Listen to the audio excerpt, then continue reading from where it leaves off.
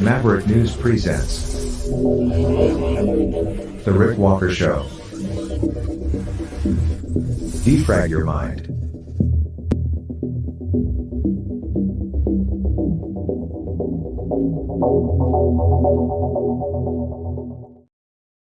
Good evening, everyone. I'm Rick Walker. Welcome back to the Maverick News Channel. Hello, Maverick family. Hello, new viewers from everywhere. This is the first day of 2024. And we're banned on our main YouTube channel again. What a great way to start the new year. It seems only fitting. I guess they didn't like what we were broadcasting last night. So, channel on a suspension again. So, I'm going to ask everybody to please consider subscribing on Rumble if you haven't already. Please consider doing that. And we do have 2 other YouTube channels that carry this content. If you can subscribe over there, that would be fantastic too.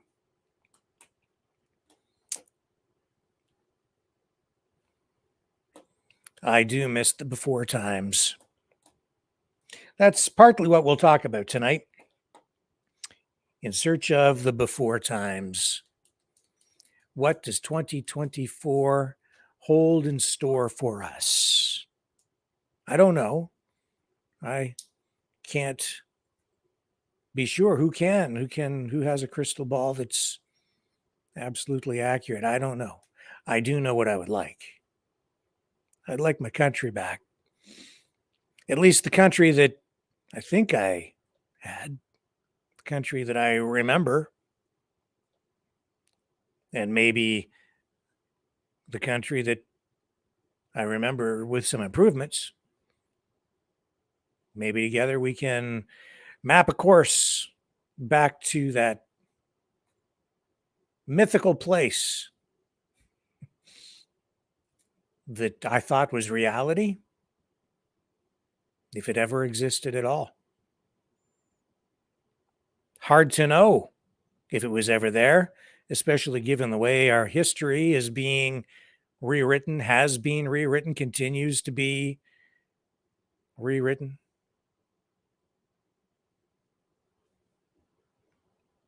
And it's hard to know where we're going when we have these conflicts, these wars that are really just part of one really big global war, a third world war that rages tonight, even as we speak.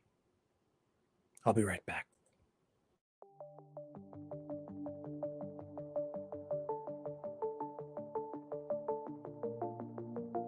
Greetings, brave Mavericks. Our quest for truth continues. We go beyond fake news. Together we expose propaganda. Together we pull others out of rabbit holes. We are maverick thinkers. We are all unique individuals, defenders of individual rights and freedoms, credible, trusted, grounded in reality. Maverick News, Maverick News. Defending free speech, free speech. Donate at freedomreporters.com. Do it now. Tomorrow may be too late. Maverick News. The world is watching.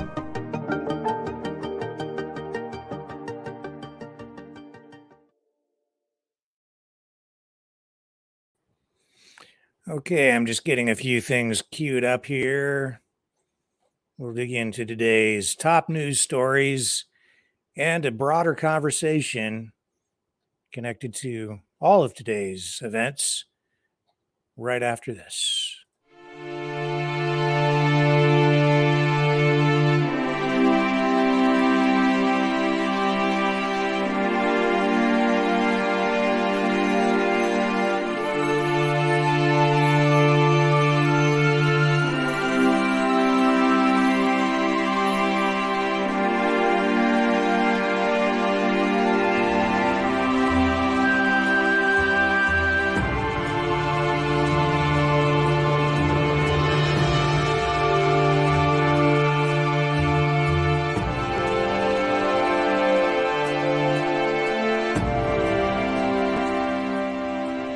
Maverick News. The world is watching.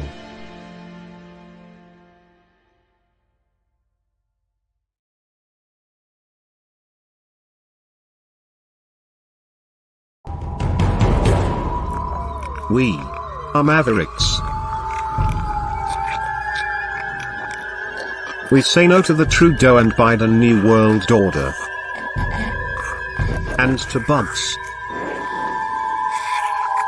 Because bugs are creepy and gross. And people should not eat bugs. Maverick News. The world is watching. Hey, no! It's too much!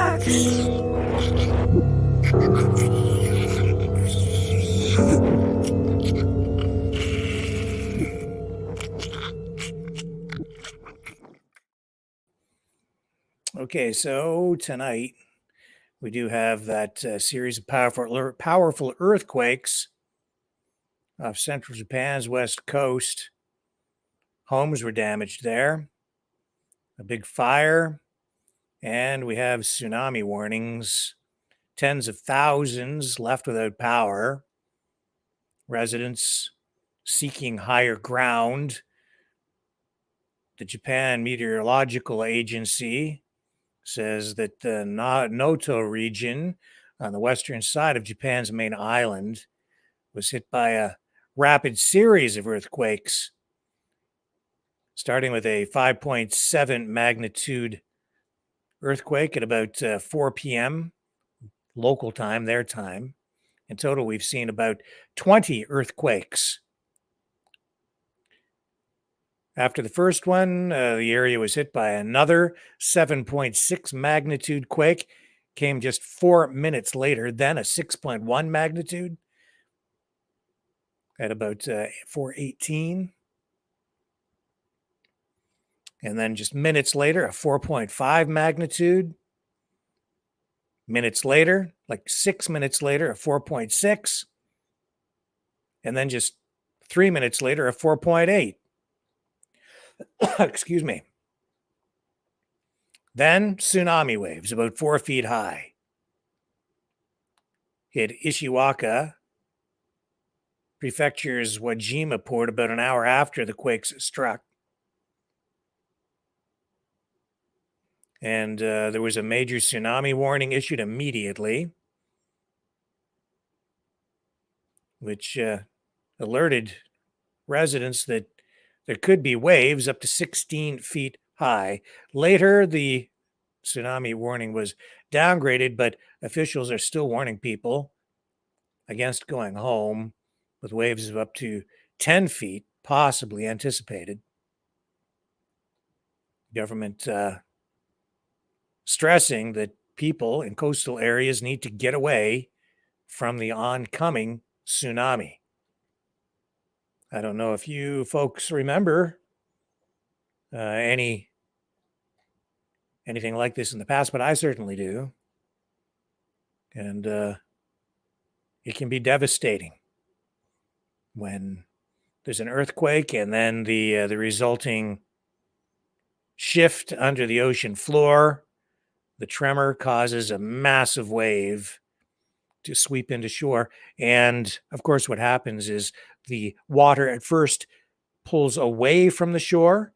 People often get confused and will even walk out sometimes into the area where the water has pulled back, sometimes leaving fish and all kinds of things exposed, leaving the ocean floor exposed. And then when people least expect it, the water comes rushing back as a gigantic wave, a deadly, gigantic tsunami.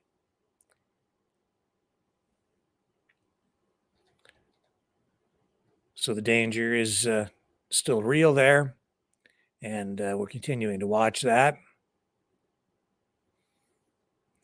Officials say hazardous tsunami waves from this earthquake or series of quakes are possible within 300 kilometers of the epicenter along the coasts of Japan. The Hawaii-based Pacific Tsunami Warning Center says that, well, the Japan Meteorological Agency warned the waves could be up to 5 meters high. Power companies operating nuclear plants in that region say they're checking for any irregularities, but so far they have not reported any problems, and the government seems to be confident that though the integrity of those nuclear power plants remains intact. So as I say, we'll continue to monitor that. We do have a map here showing the epicenter right there.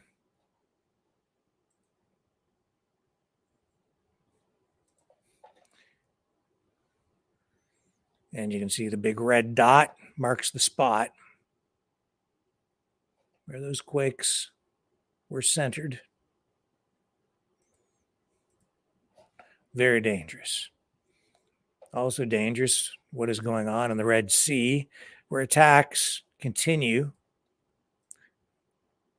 And I am receiving reports tonight that the United States is pulling back some ships from the Red Sea, but I am not 100% sure how accurate those reports are. I do know that the U.S. Navy was able to sink 3 Houthi rebel boats attacking merchant ships in the Red Sea. U.S. Navy helicopters returned fire and sank 3 small boats carrying Houthi militants. This, as U.S. warships were responding to a distress call from a merchant vessel. A Maersk container ship, the Singapore-flagged Hangzhou, issued a distress call about 6:30 a.m., U.S. Central Command said in a statement. The merchant vessel said 4 small boats were attacking it. The small boats originated from areas in Yemen that are controlled by the Houthi and fired crews served in small arms weapons at the Maersk Hangzhou, getting to within 20 meters of the vessel. And Central Command in their statement said that there was an attempt made to board the vessel. Helicopters from 2 U.S. ships, the USS Eisenhower and the USS Gravely, responded and issued verbal calls to the small boats.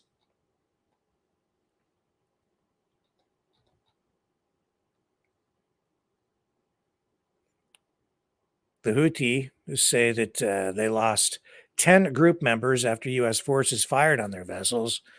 They are referring to the engagement as dangerous behavior that will have, in their words, quote, negative repercussions.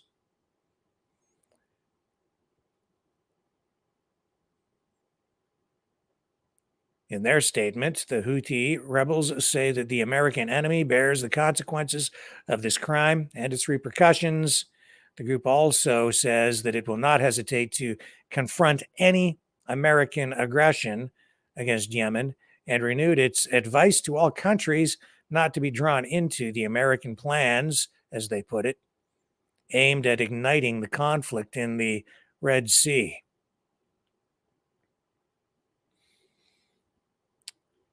Also, a statement from the National Security Council saying that the U.S. does not seek to escalate the conflict. That coming from John Kirby on Good Morning America.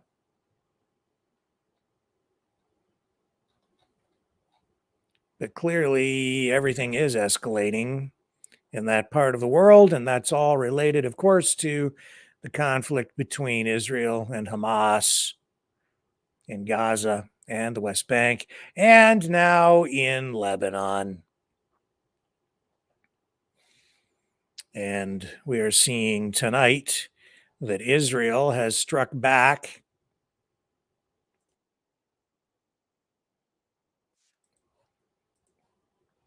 because Hezbollah from Lebanon had launched attacks against Israel, and now Israel responding with this in Lebanon.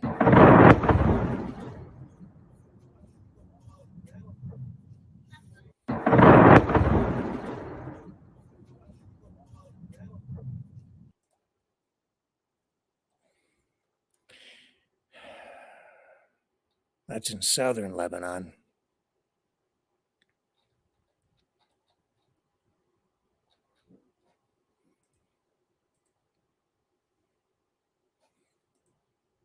And we are also seeing calls tonight from some UK ships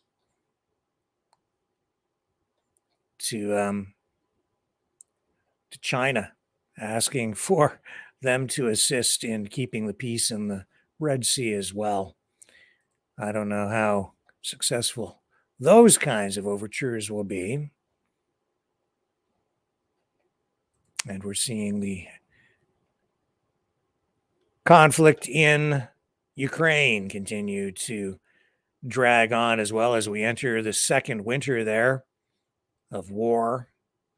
Justin Trudeau has issued a new statement, and when we come back, we'll tell you all about that. The New World Order. Government overreach. The Great Reset. Mainstream media lies. Now more than ever, independent voices are needed. Donate now at freedomreporters.com. That's freedomreporters.com. Maverick News. The antivirus program for your mind.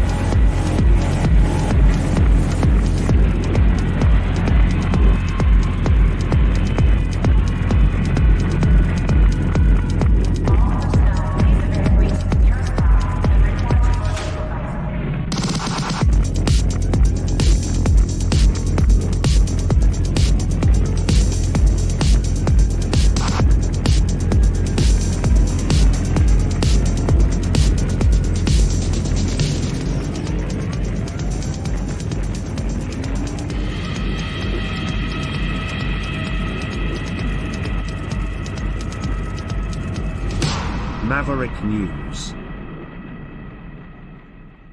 The world is watching.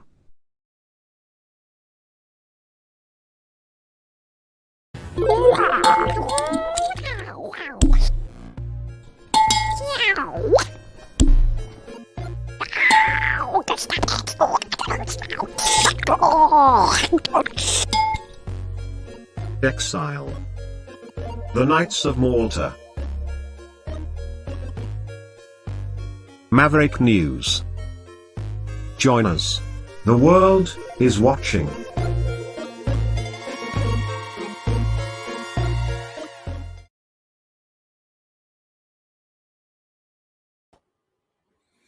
Okay, I'm back, and I just have some notes here. In Ukraine, Russia, of course, struck back pretty hard this week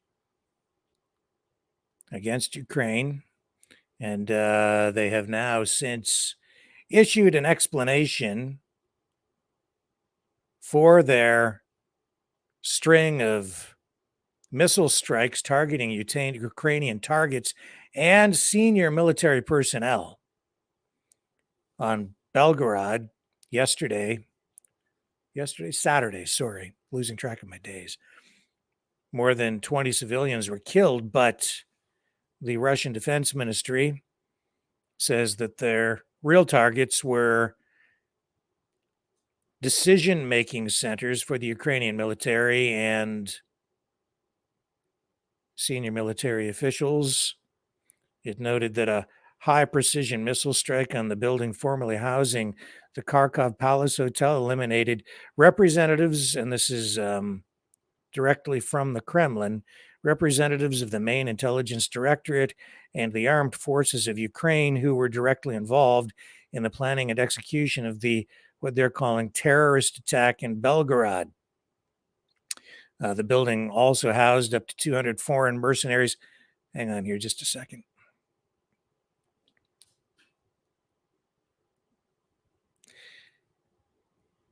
The building also housed up to 200 foreign mercenaries, it says here, who are gearing up for terrorist raids into Russian territory.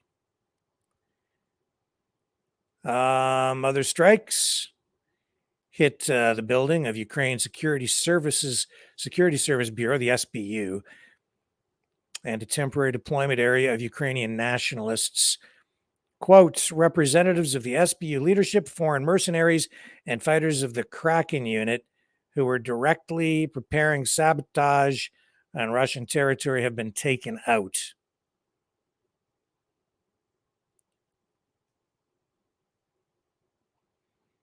So they're saying they were very specifically targeting command centers, and there was substantial damage done. Many soldiers lost, killed, and among the casualties, a number of senior military officials from the Ukrainian military. So that is the statement coming back from the Russian Ministry of Defense. So just notes here again from our correspondent over there. The Ukrainian armed forces lost up to 200 soldiers and one tank on December 31st. Also reported from the Russian Ministry of Defense, the Russian armed forces hit a drone production plant. Russian air defense shot down a Su-27 aircraft from the Ukrainian armed forces over the Black Sea. In addition, a Ukrainian sabotage and reconnaissance group was destroyed in an area in the DPR. The Ukrainian armed forces lost up to 110 military personnel in the South Donetsk direction in the past 24 to 48 hours. I think that's right. Based on when this was sent, yes. The Russian armed forces also hit Ukrainian airfields hosting Storm Shadow missile carriers. And during the day, Russian air defense forces intercepted 16 HIMARS shells, 6 Uragan shells, and 46 Ukrainian armed forces drones, including 3 over Crimea and 3 sea-based drones off Sevastopol. The Russian armed forces in the Donetsk direction killed more than 260 Ukrainian service personnel. Ministry of Defense of the Russian Federation says also 4 fuel depots for military equipment of the armed forces of Ukraine in the areas of Odessa and the village of Konstantinovka, Nikolaev region were hit as well. So that's the latest update that we have from that region. And the battle rages on as we head into a second winter of war in Ukraine. And as all that is going on, Justin Trudeau has issued a statement today. Let me show you what he had to say. So, of course, he remains committed, he says, to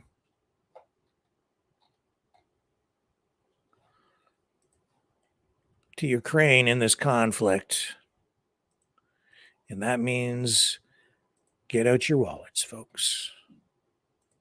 because the cash will continue to flow from the Canadian government, which means from us. Here's Justin Trudeau's account on Twitter, X. He says right here, as Russia's invasion of Ukraine enters its second winter, Ukrainians can count on Canada's support for as long as it takes. That's the message I shared on the phone with Zelensky this morning.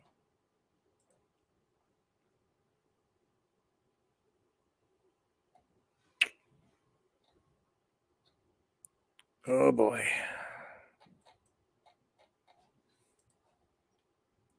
And so it continues. Even as it seems very apparent that Ukraine has been pushed back onto its heels. So I don't know. It's just this was not supposed to last this long, right? So who knows? Who knows? As all that is going on, we're seeing also renewed calls from some European countries to continue with support for the war effort, to support Ukraine, and to increase it. So if that happens, we could be in for a continuing, extended, protracted war, just when it looks like Russia is on the verge maybe of a major breakthrough and bringing their special military operation, as they call it, to a conclusion. Maybe there will be more pushback than we had anticipated. We're also seeing that the Ukrainians are using drones in a unique way now, receiving reports tonight that they have drones now equipped with some sort of missile, and they're using those against ships, able to do that. So another new development in the way that drone technology is changing the way wars are fought. And this apparently is a completely new technique. I don't know a lot about how it's being done, but that is the word we're getting, is that this is a new way of approaching attacks in a marine setting. So that's a side note. And in 2024, I don't know how much weirder things can possibly get than what we've gone through, but things are getting weird. Here's a report from NBC News tonight, and just look at some of the new laws on the U.S. side that are coming into effect here. Right off the top. New laws for 2024: gender-neutral toy aisles, retail pet stores, and contraceptive access. It says here, states across the country will ring in the new year with laws set to take effect throughout 2024 about issues like gun violence, book bans, and gender-neutral toy sections. A growing number of states will require financial literacy courses in high schools, while a handful of others will add access to contraceptives by eliminating the need for physician prescriptions. So I guess you'll be able to just walk in and without a prescription get birth control pills. It says here state legislatures are bracing for another year of proposals approaching the country's most divisive issues.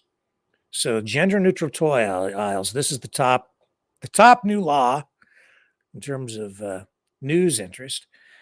Starting in January, California, where else? Of course, it's California, will require major retailers in the state to include gender-neutral toy sections in their stores. The new sections won't be allowed to be marketed to just boys or girls, but rather must include a reasonable selection of toys that could be marketed to children of either sex. The law won't require the stores to eliminate their boy or girl focused toy sections, but rather add to the toy sections to include ones that would reasonably apply to children of any gender.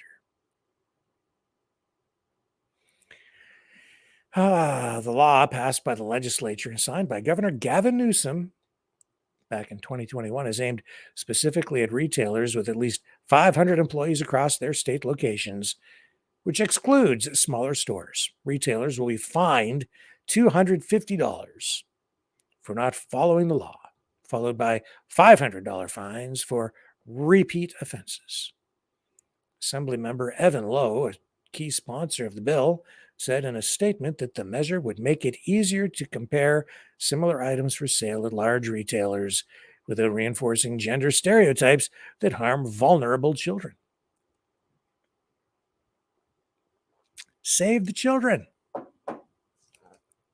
with gender-neutral toys.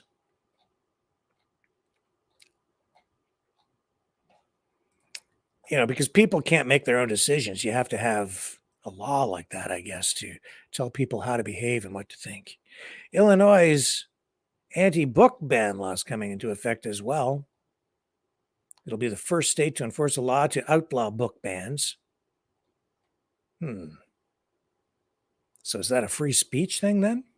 The law requires the state librarian and library staff members to adopt the American Library Association's Library Bill of Rights statewide. So this document goes on and says that reading materials, quote, should not be prescribed or removed because of partisan or personal disapproval. And if they don't adopt these new rules, public libraries will not be eligible for state grants. And New York is cracking down on puppy mills with new legislation. Michigan is going to get new gun laws. Michigan's legislature did pass a package of legislation to reduce, well, they say it's going to reduce gun violence, but I doubt it.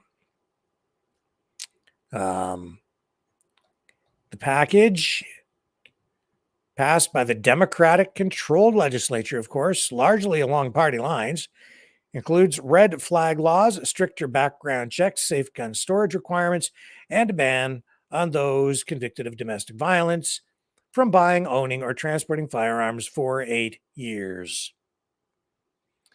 So here's the governor, Gretchen Whitmer, a Democrat, saying that the passage of the new laws honored those that have been lost with common sense gun violence prevention legislation supported by a majority of Michiganders. And then they have this financial literacy programming requirement coming to high schools in Georgia, Indiana, Minnesota, and West Virginia. So as long as the information they're sharing is of use and on track and sound, I would say that's probably not a bad thing. There are a lot of things that people should be taught that haven't not been taught. Over-the-counter contraceptives, the Food and Drug Administration's decision in July to approve the first non-prescription oral contraceptive is expected to allow access to birth control to expand widely in 2024 once the new drug O-pill hits shelves. Meanwhile, states are also expanding access to prescription hormonal birth control by allowing pharmacists to prescribe such contraceptives rather than doctors. So 29 states have passed legislation since 2016 allowing pharmacists to prescribe hormonal birth control options without doctors, with measures in Rhode Island and New Jersey set to go into effect in 2024. It's all expanding. Yeah, the birth control pill, man, that has changed our society in ways that people don't really think of too much. It's definitely changed life for women, and it has changed the relationships, the dynamics of relationships between men and women. without question. Yeah.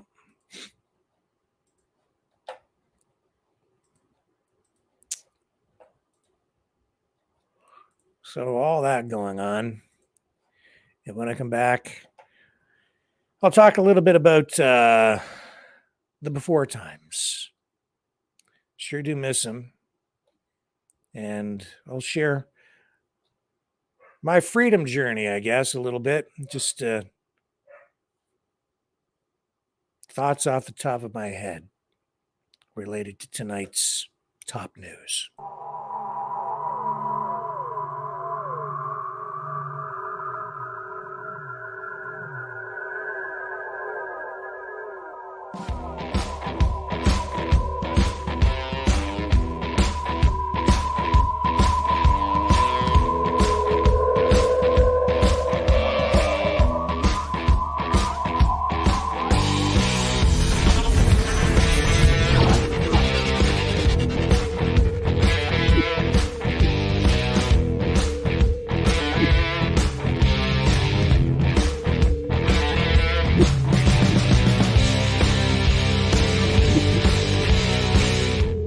Maverick News. The world is watching.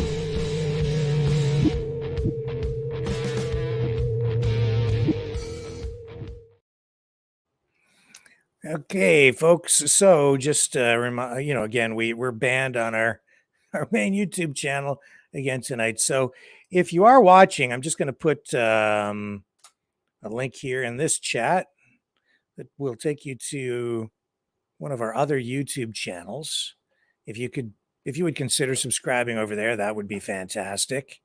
And I'll put it over here in the Rumble chat as well. And I'm going to talk a little bit about, what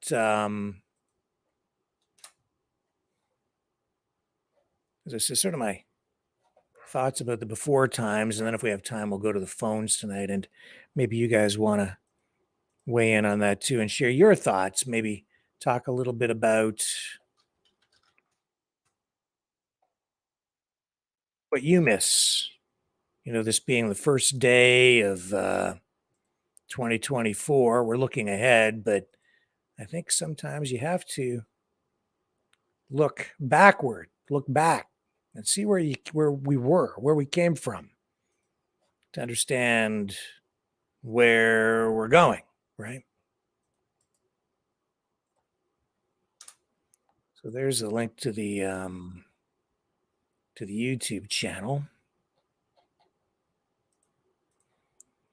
And yeah, let me just gonna flip over here to this other YouTube channel, or Rumble channel rather. I'm not sure. Yeah, our numbers are down tonight. We're being really suppressed, so I don't know. I don't know what's going on.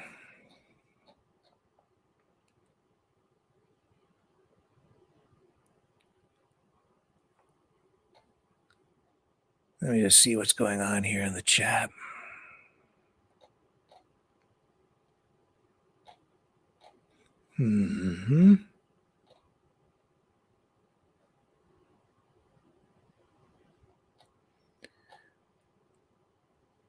So, I was going to talk a little bit about this last night. Didn't really get a chance to. I don't even know.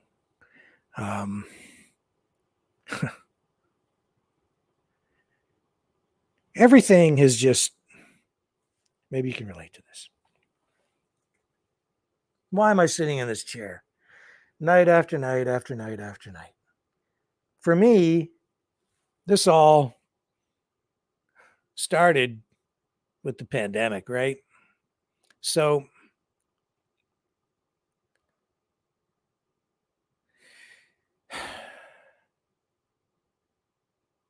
everyone was scared.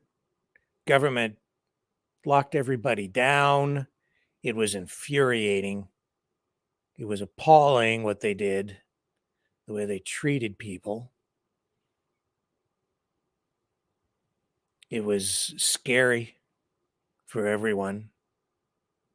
And I was opposed to the government response from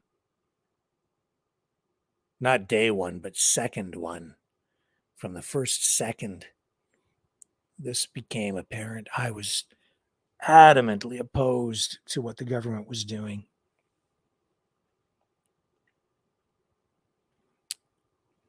And then there were protests in our community, and I was out there, and I was active, and I was already disillusioned with the Conservatives in Canada, the Conservative Party for sure. I had migrated away from that because I felt they had, well, I didn't really migrate away from them. They migrated away from me. I didn't leave the party per se. The party left me, like so many of you. And then the pandemic came, and it was like nobody was there exercising any kind of common sense. And they'd flipped our entire world upside down. I was already unhappy with the wokeism, the identity politics, the rewriting of our history. And I just knew that I had to stand up to it. So yeah, I was out there protesting at the time with others. And there was the last federal election, and I got heavily involved with that. As a former journalist, I had never really been much of a political activist, always practicing journalism from a place of neutrality, trying to be neutral, but sort of in a semi-retired mode. I became more active politically. And then the Freedom Convoy came, and I knew that this YouTube channel that I had started years ago when YouTube was first, coming online, and people didn't really even understand what it was. I'd started a news channel, and it never got traction because it was so early in the development of YouTube. There was no way to really make it viable, and I was still trying to navigate through and understand how it worked. And then Brendan and I we're talking, and we were like, how can we help with this convoy? Should we go to Ottawa? What can we do that's positive and constructive to help restore people's rights and freedoms in the face of what I can only describe as a government that was out of control and exercising extreme overreach? And we were concerned about the V thing in the arm. And, I never submitted myself to that. For me, it's a simple thing. How could they possibly have tested something adequately in such a short period of time? And the answer was clearly they hadn't. Everything else aside, you can look at the numbers and the stats and that for me was just a no-brainer. No way was I going to get a thing here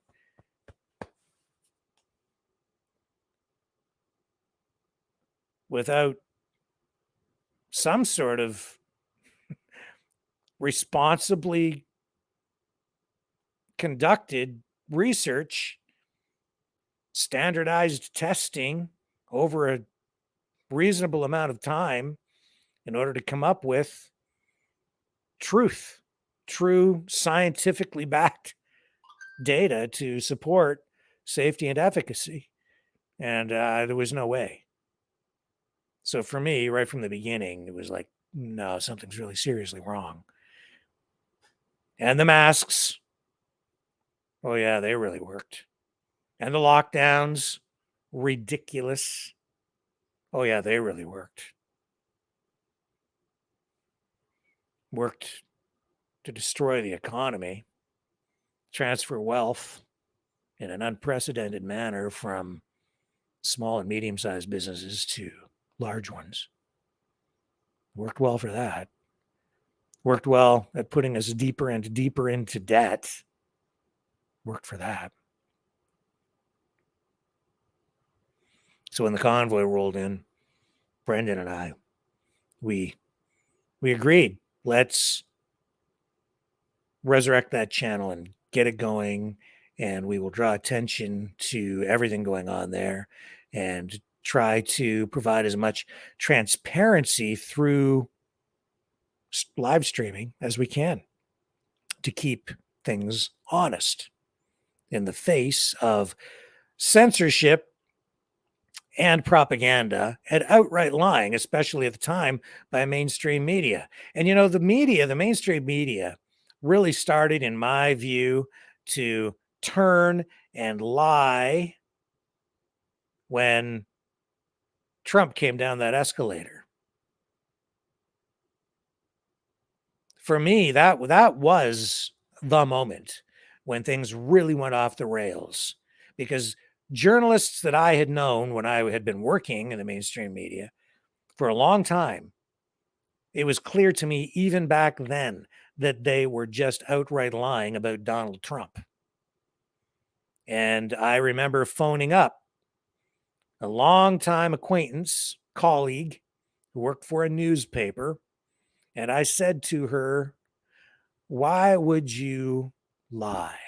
Just outright lie in the article you just wrote about Donald Trump?" And to my surprise, she didn't even deny that she had lied. And I won't share her name because she still works in the mainstream media. But she said, because when it comes to Donald Trump, the gloves are off. Well, I'm sorry, but now I can't believe anything that she writes, because she lied and admitted to me that she had done it. It wasn't even like, oh, well, that's just the way I see things, or I have a different take on it. No, it was just obviously she had lied. She didn't care. She thought that the end justified the means, which was to prevent him from becoming president. And then he went on to become president. And then we saw what came after. And now we're into a situation where, as we head into this election cycle, this election year, regardless of what the outcome is, I don't know if this question of who will be the next president is even resolvable, because there's been so much damage done. The public has lost trust in institutions and in democracy itself and in the electoral process in the United States and in Canada as well, where people in Canada too, they get confused and misdirected, misinformed by people who also don't really know how things work, to the point where all the time when we talk about this on this program, people still think that a lot of people think that federally Canada uses the voting machines, and Canada does not. Canada uses paper ballots for federal elections. They use machines in provinces for provincial elections in many cases, but federally, still paper ballots.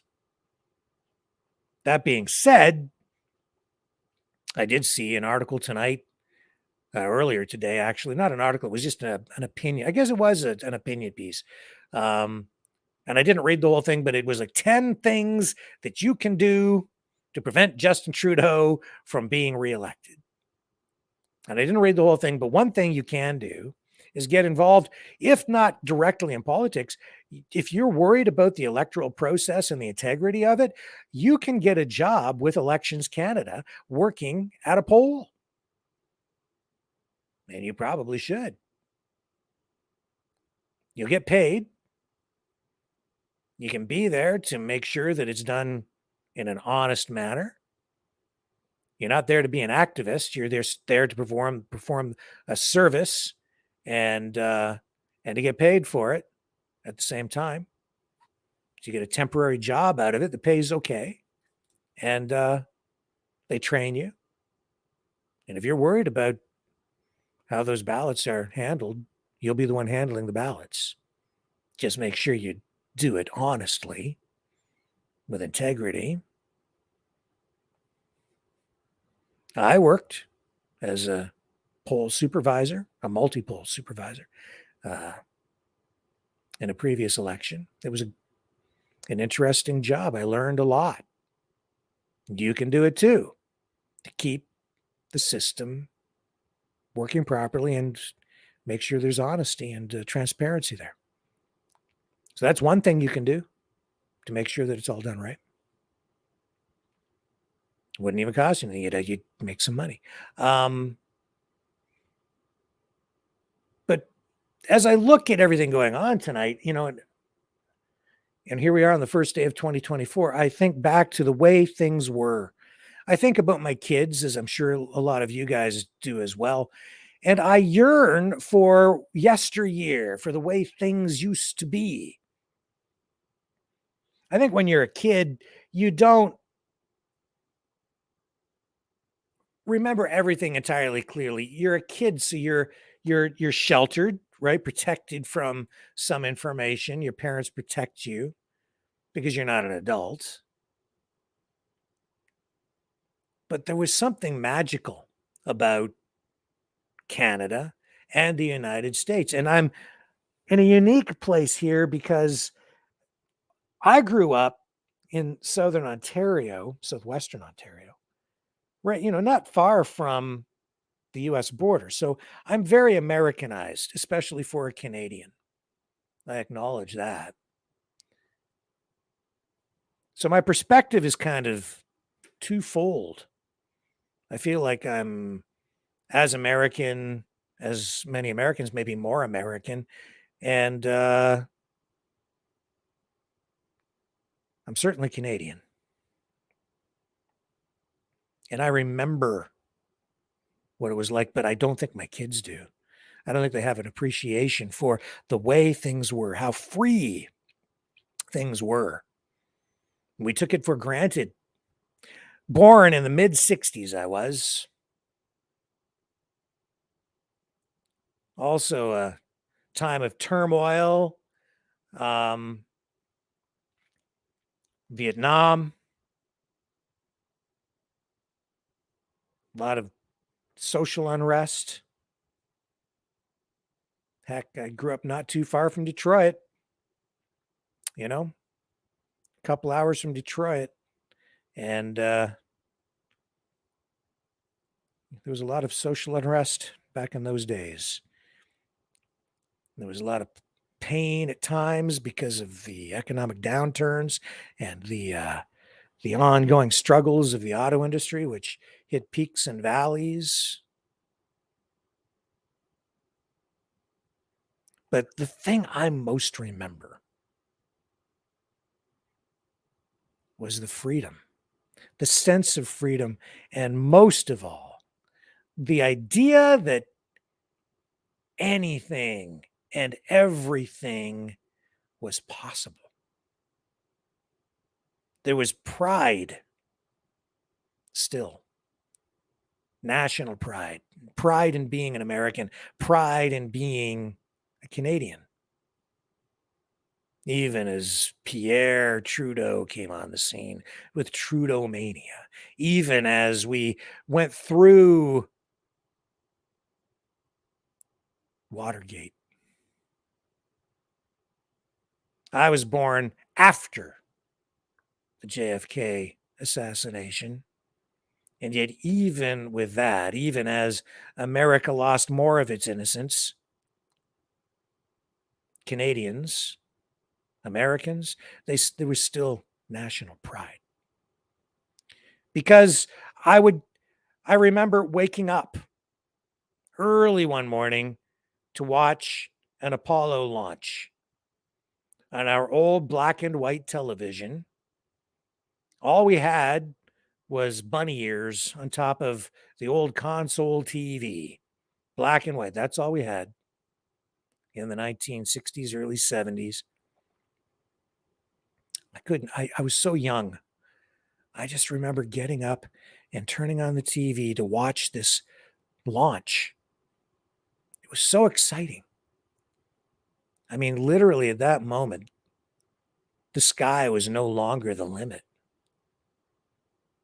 And I sat there on the floor, inches from the old black and white TV. And back in those days, we only had 6 channels maybe to watch. Were we getting truth from those 6 channels? Seemed like it. Seemed like there was more integrity. Certainly times were not as divisive as they are now. Or maybe I just don't remember it that way. Maybe they were as divisive and I just was naive in my childhood. But man, the sky was no longer the limit. So as much as we were having trouble, but there was also a whole lot to celebrate at the time. We were going to the moon, baby. JFK's dream was a reality. So much for Sputnik. The space race captivated my attention and imagination. And then we had Star Trek that came on the scene. So much hope and adventure. Lost in space and great old TV shows. Freedom, man. It was all there. And it felt free. It felt like we were doing great things because we were doing great things. We were achieving great things.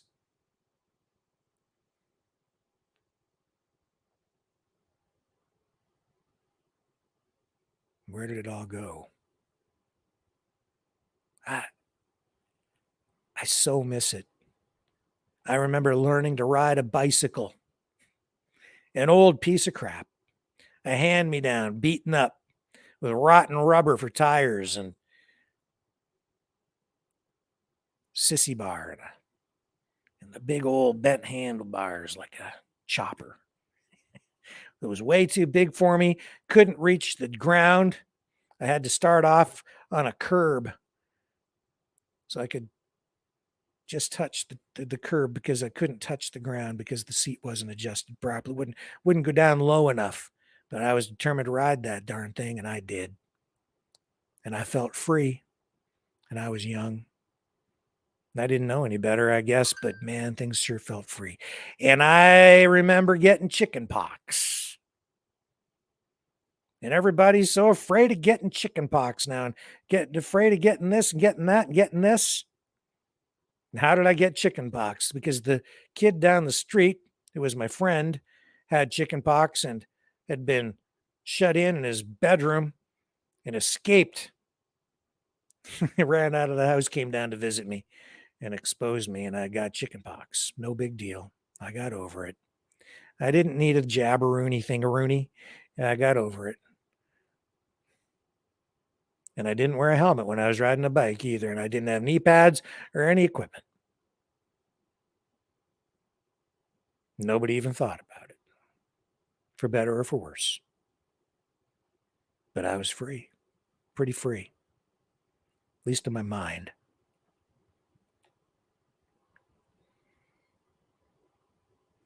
And I didn't know what I was going to become. I just remembered, like everything seemed okay. And we never had a lot. We weren't rich. We weren't privileged. My dad, he was just a chewing gum salesman. Yeah. That's how he made his living. Honest. He was the candy man.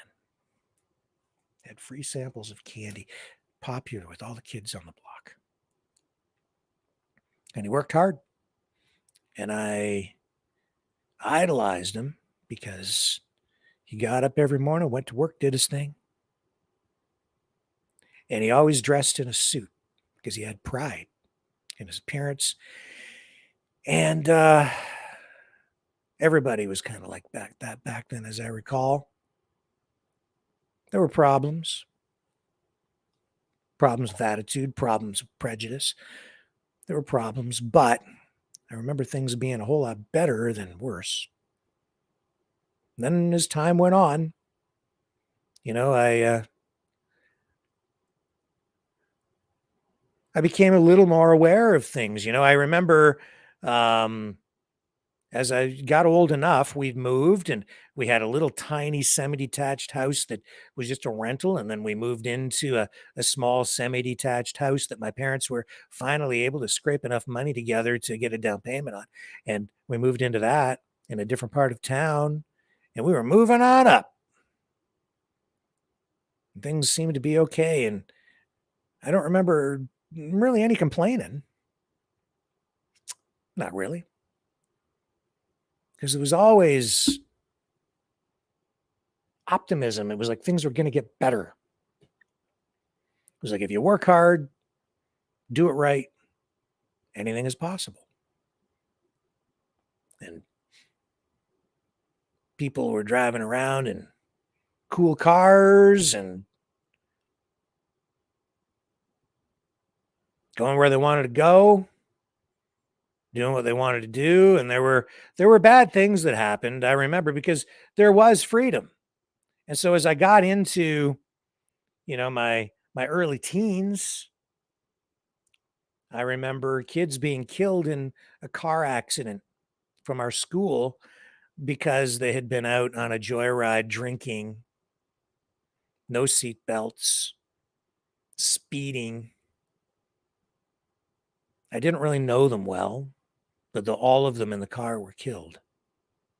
And it was things like that that alarmed people and made people shake their heads. And it was things like that that made people willing to give up some of their freedom. And that's when we saw seatbelt laws, pushes for seatbelt laws, and tougher drinking and driving measures come in.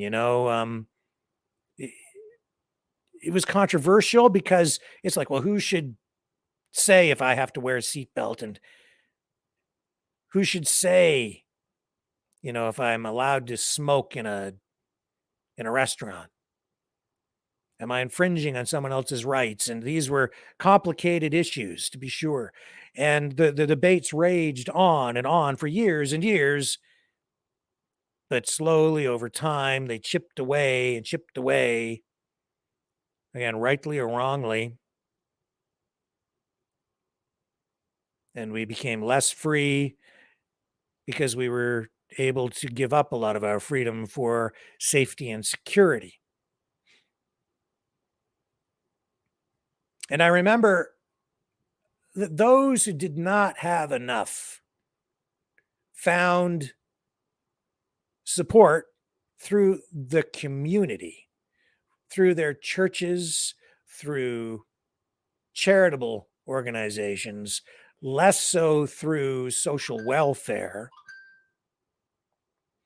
But over time,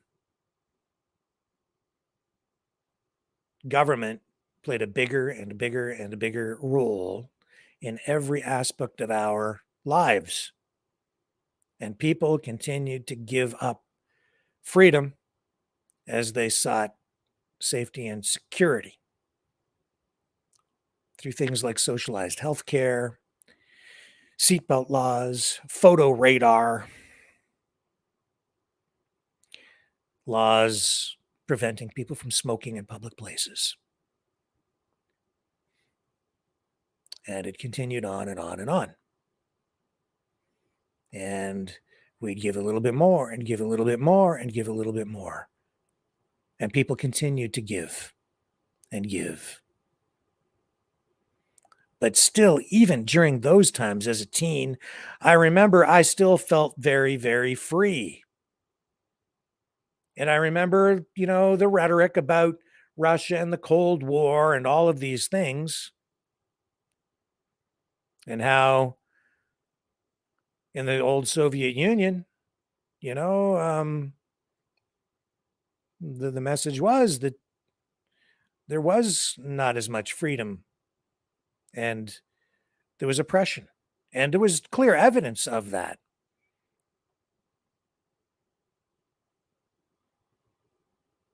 And it was undeniable. I mean, we were much freer because as a teenager, getting my driver's license, that was freedom.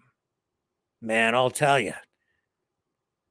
Yeah, you had to get a license, but once you had your license and you were permitted to participate fully in society in that way, man, I could go anywhere I wanted to go. My bicycle, that was freedom because I could pedal my way to all kinds of places further and further away from home. The car, that was freedom. That was part of the American and Canadian dream.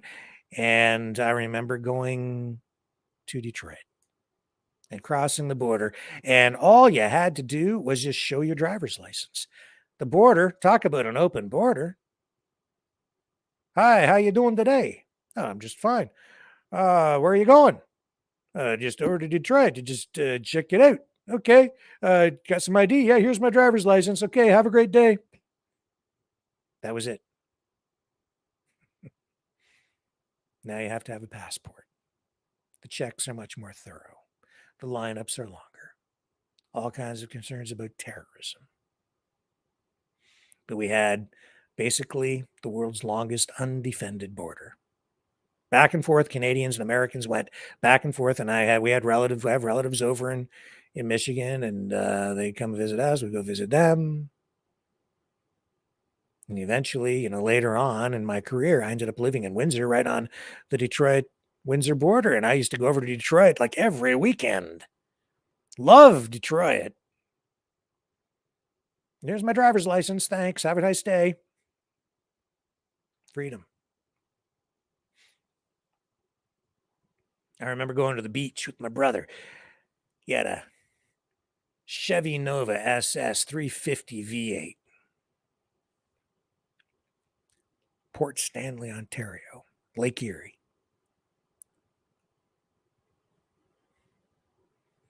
Rumble down the road, go to the beach. He was a lot older than me. And I looked up to him.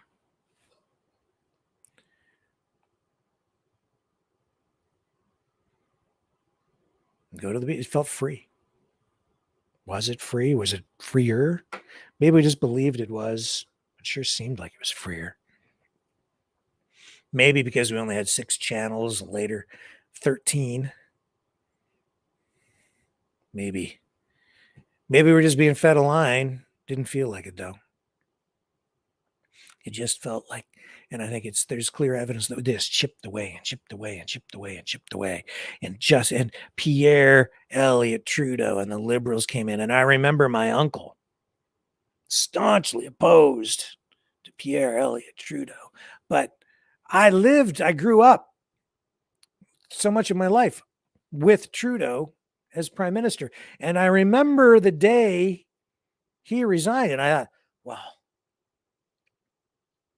that's terrible. Who's going to be the prime minister?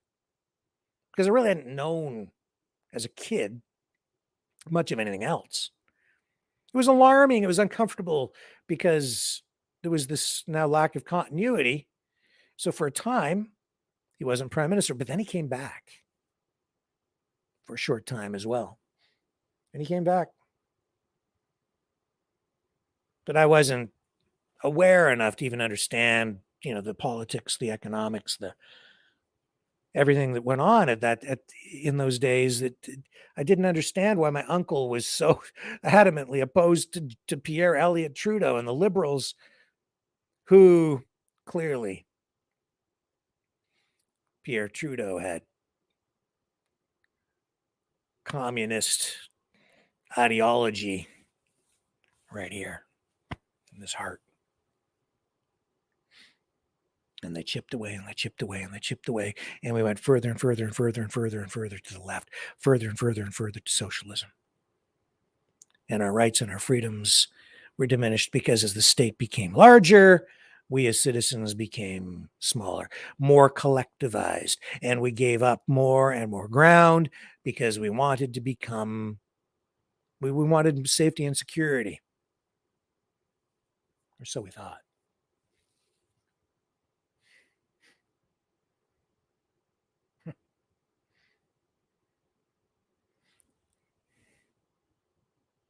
But through it all, there was the United States, and it was just still this pride and the country pushing forward in the face of adversity and missteps and stupidity at times and bad foreign policy born from international conflicts that required complex responses but were met with simplistic initiatives quite often that plunged the nation into war around the world, where at the time it may have seemed like the right thing to do to people. Maybe even the politicians, who, as corrupt as they were, maybe they thought they were doing the right things as well, but miscalculations at best and corrupt behavior at worst. Eroding, tarnishing the American image abroad, maybe or to a point of irrepair. And we pay the price for that today.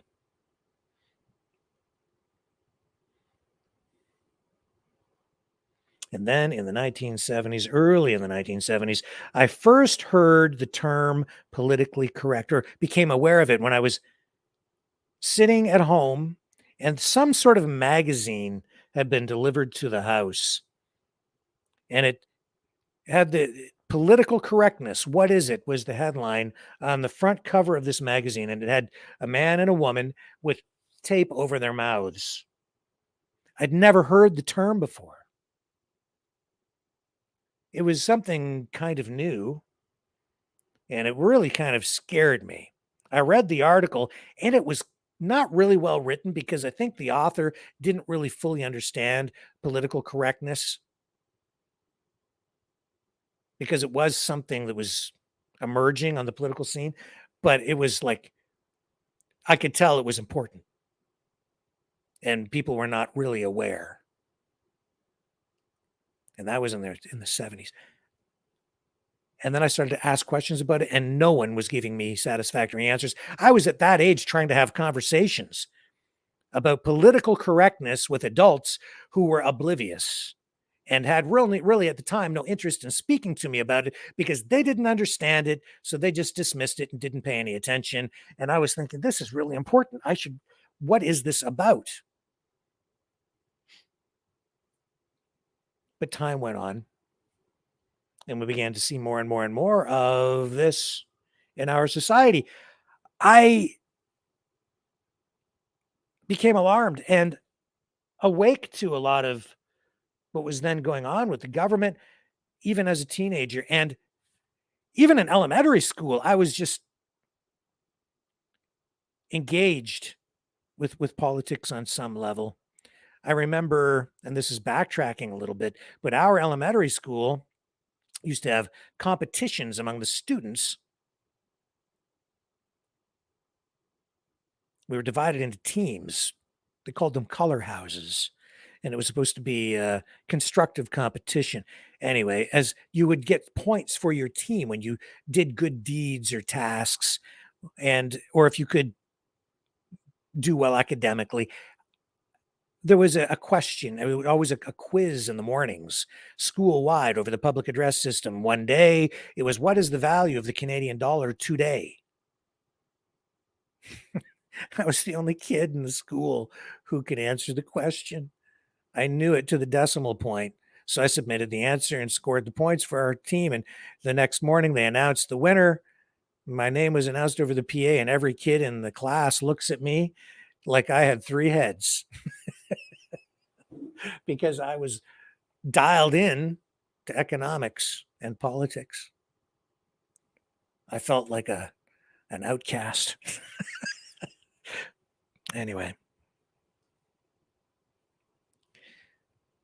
But it was okay because I think that, that curiosity served me well. I even had a subscription to the Financial Post, and as a kid, I'd save all the copies. That was kind of weird. My parents didn't know what to do with me. I'm sure of that.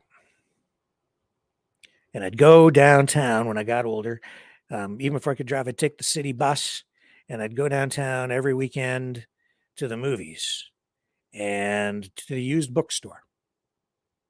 There was a used bookstore downtown called City Lights. Leo, you know who I'm talking about, mouth of the South. It was owned by a young guy named Mark Emery. And that place was fascinating to me. It was just filled with old books and magazines and nostalgic things. And that is where I would go before going to the movies, at a repertory cinema where they would play art films, documentaries, some mainstream stuff, old things, weird, eclectic movies.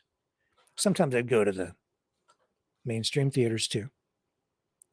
But I'd go to that bookstore. That's where I got a copy of the Communist Manifesto, and I read that. But that's also where I would buy economics textbooks just to read them from the university. That was my light reading, because the university students in London would take their textbooks there when they were done with them and sell them to the used bookstore, and I'd buy them when I was in high school. I'd read them. And that's where I learned about Adam Smith.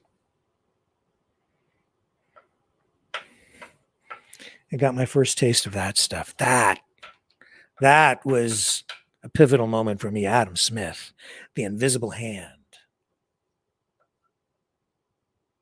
Freedom.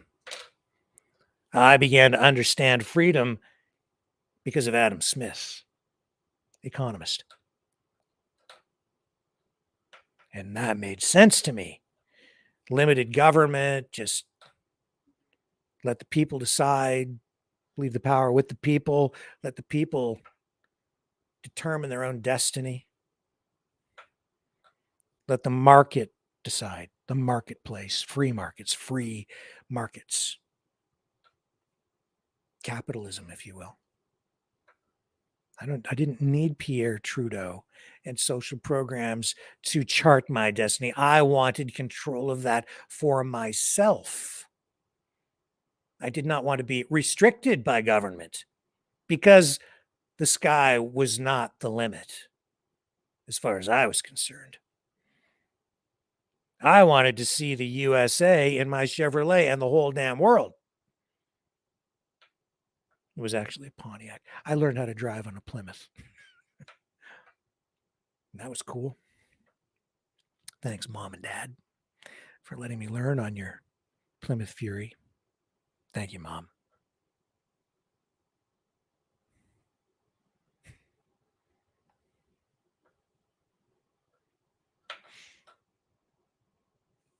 Yeah, it was my mom who taught me how to drive, not my dad.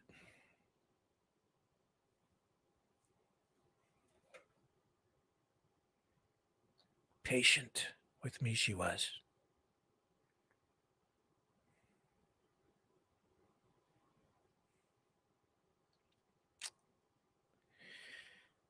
She gave me freedom.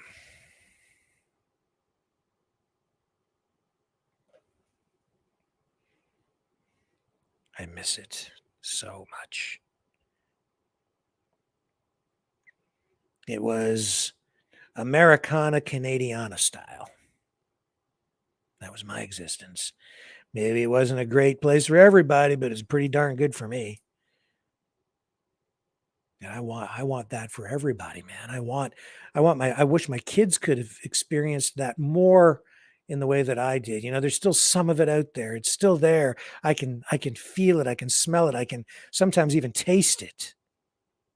The freedom, going to the fall fair, the drive-in, There's still drive-ins out there.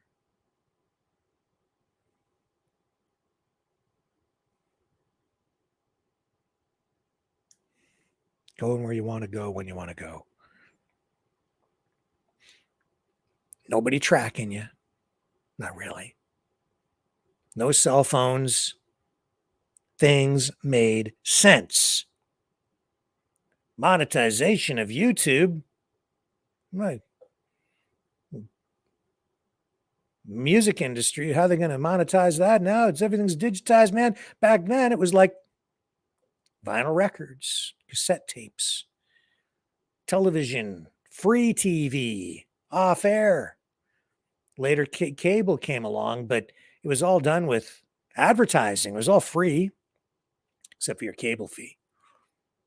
But you could still watch with an antenna. You still can today, actually. You just don't get all the specialty channels. But things just made sense. It made sense. And I don't remember being any worse off. I mean, you had to wait a long time for a letter to arrive. Now you can just send an email. So things are faster, I think, but maybe not better. And it was just freedom. And you weren't allowed to open anybody's mail. If opening somebody's mail was a federal offense, but boy, I don't know, is the government snooping on your email now? Are they tracking everything you look at, watch? The only way that they knew what the television ratings were at the time was they had to put a special box on people's TVs to monitor, and people had to agree to it. But now they know everything that's going on, man. They have your cookies and they track you all over the internet. Privacy? What the hell is that? People are worried about 15-minute cities. Hey, man, I'm telling you, it's already here. You got your phone with you? They've got you. Because you are the product that they are selling.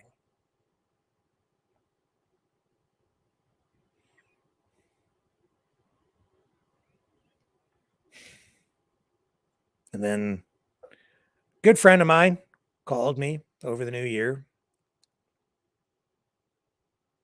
We had a conversation. He's retired. He needed some dental work. He's on a limited income. And he said he was really excited because the government was providing free dental. Well, not completely free. To get all his teeth, some work done, it was like $100 or something. The total bill, was what it was coming to. And he was pumped about it. And I understand.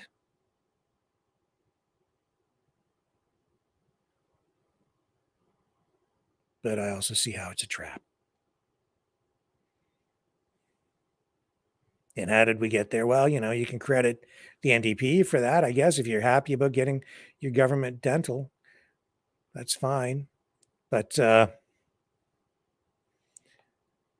now, there are a lot of dentists around. And if I wanted an appointment with a dentist in my town, I could get one probably within maybe a day. I could get service. But, man, you try and get general medical care in a system that has been highly socialized, not dental. Dental's different here. They've destroyed the accessibility to overall medical care here. Long waiting lists. Anyway. And then when the pandemic came, you only had one place to go for your health care. No choice. Socialized healthcare system, concept of universality applied. You can't jump the queue. You're not allowed. Doctors are compelled to provide service based on what the government standard is. Second opinion, what's that? You get generic care, uniform opinion across the board. No choice, because the choice is taken away in a socialized healthcare setting.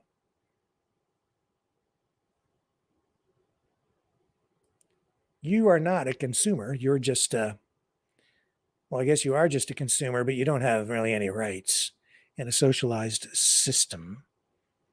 Because just like if you're a union member, everything is done in a collectivized manner. The union negotiates on your behalf. You, as an individual, do not have a say, per se, in contract negotiations, nor do you have rights as an individual in a collectivized healthcare system because everybody gets the same. In a free market system, if you didn't like what that doctor was doing, you just go down the street to a different doctor. But any doctors trying to provide any kind of privatized healthcare with an alternative treatment, oh, they were reprimanded and they were prevented from providing service because we have a collectivized healthcare system. And there was a lot of that going on in the United States, but not to the degree that we had it here in Canada. So as much as I'm happy for my friend getting his free dental care, we're going to pay for that with a more erosion of our freedoms, less choice over time. As it becomes more socialized, you will see fewer and fewer choices, fewer and fewer clinics, more and more rationing of care. Because as they make it free, demand will go up. And as demand goes up, they will only have one way to regulate price, and that is to restrict supply. Supply and demand. Demand goes up, they have to cut the supply in order to regulate their costs overall, which actually drives the cost per visit way up too, but we shall see. Just saying, I miss the old times. I remember going to see my old doctor, Dr. Milner. It was pretty good care. Old school, almost like a country doc, you know. Family doctor. I don't even have a family doctor now. And I remember things were so much different. I grew up, born in the 60s, into the 70s, into the 80s. And I remember behind our house, a giant field, undeveloped.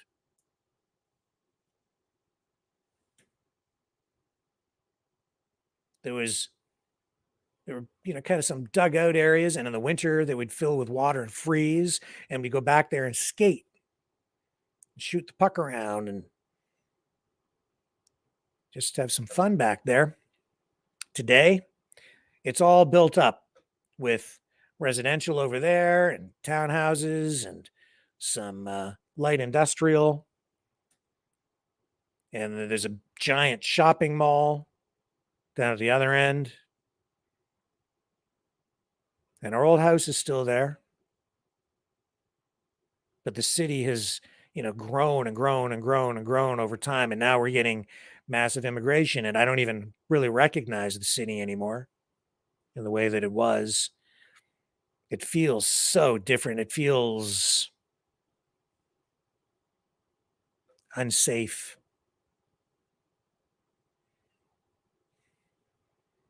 And the downtown, I owned a business there, as I've said, in previous nights. And that was a number of years ago.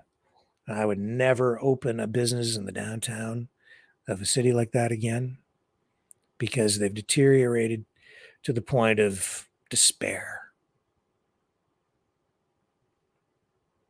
Now, even here in this town where I'm living, this smaller town, everything is, I don't know, it's just on the wrong track.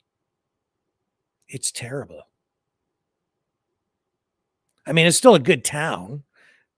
Still a lot of good people here, and it's a good place to live. But you can, what I say when it's terrible what's happening, because I'm seeing homelessness.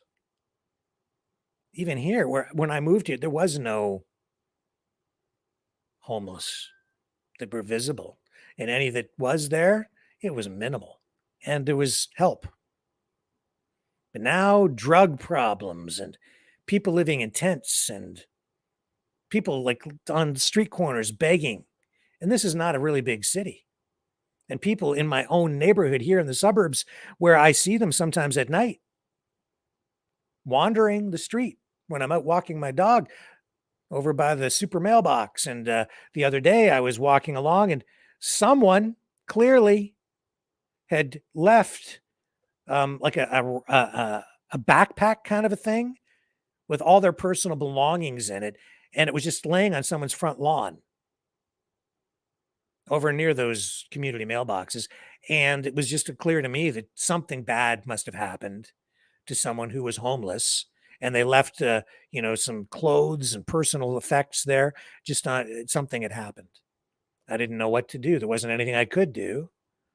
Concerned because on the other side of the neighborhood, there are some hotels that have been converted into sort of like halfway houses for people transitioning from prison or rehabilitation centers to try to get them back into society. But they're really just holding places for people who have social problems.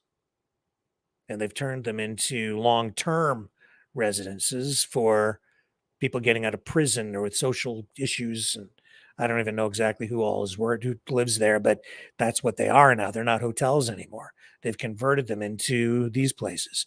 And for people coming in from out of town, migrants, immigrants, new Canadians with no place to go. So they go there. And those are some of the people that I see wandering around the neighborhood now, and no fault of their own and no issue with it really, but it's discouraging to see it because it doesn't seem like we're lifting people up.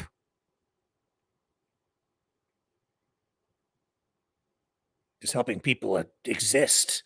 What happened to the sky, man, where it was no longer the limit? Now it's like these folks are barely able to exist. And I look at what's going on with the economy and Justin Trudeau and the money printing and the massive inflation and the erosion of my parents who are on a very fixed income, over the last few years, losing so much of their ability to even afford groceries and the necessities of life.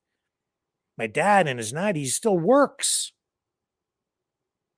in his 90s in order to afford the things that he wants in his retirement. He has to work.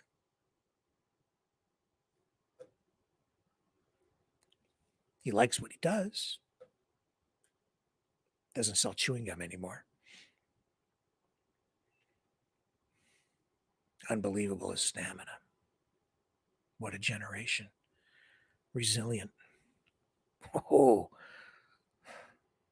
I wonder if I'll make it that far. I somehow doubt it. But what a time. Wow.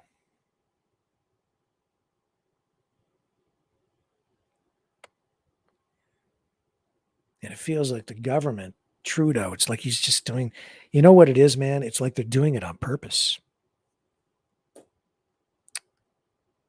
I really believe that they are. Yeah.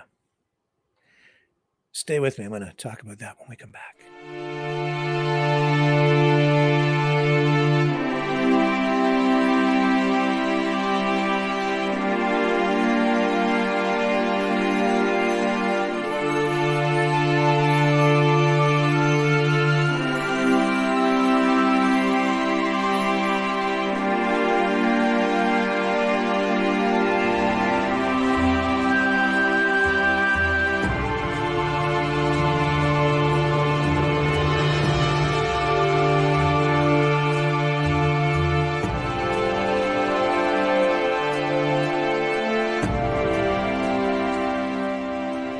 Maverick News. The world is watching.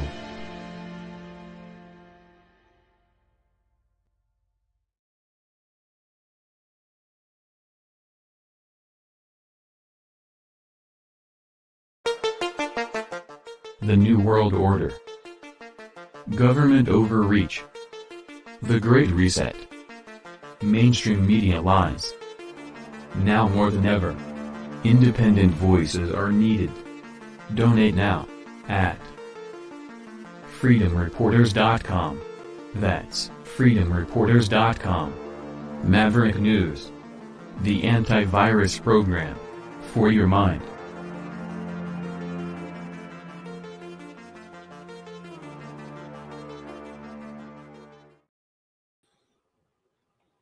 So, it's like they really seem to want to tear things down in order to build back better. It makes no sense to me. And yet, this is what I think they have in their minds. It's like, I think people like Justin Trudeau, the progressives, the neoliberal wokesters, the identity politics types, they just see the negative in everything. Everything that we've had, they hate. So they want to destroy it. And they see the destruction as an economic opportunity, and they see the rebuilding as an economic opportunity. In much the way that they would view any kind of public works project. There's in Keynesian economics, those who embrace that idea in times of economic downturn, the idea is that you would increase money printing, increase government spending to build things like roads, public infrastructure, or even just put people to work digging a hole and then filling it back in. As long as you put them to work and you pay them and it makes people productive in some way, just to make them busy and give them a job. And so it's quite apparent that what they want to do is just what they have done, what they're in the process of doing is taking even an industry like the auto industry. You have to destroy it first and then reap the economic benefits of rebuilding it, because you have people just busy, rebuild, but in a new way, in their way. Get rid of all those gasoline powered cars, get rid of those foundries and the petrochemical, and get rid of it all. And they have done a very effective job of destroying the very things that were built up over many decades since the beginning and the dawn of the Industrial Revolution. It's not market driven right now. It's craziness what they are doing, because they're not letting the people decide. It's all government driven, central economic planning, government controlled, in conjunction with and partnership with, the big corporations, the international, multinational corporations. All of these big corporations are now. It's not like General Motors is just an American company. They are worldwide. And yet we're bailed out by the US taxpayers and Canadian taxpayers when they went bankrupt. And that was the pivotal moment when the government was able to finally exert and take control of GM and put so much influence and sway in there with their bailout, because that bailout came with conditions. No freedom for GM, no freedom for the auto industry anymore. You will do as we say as a government, even as a corporate entity. We control you. You will produce electric cars.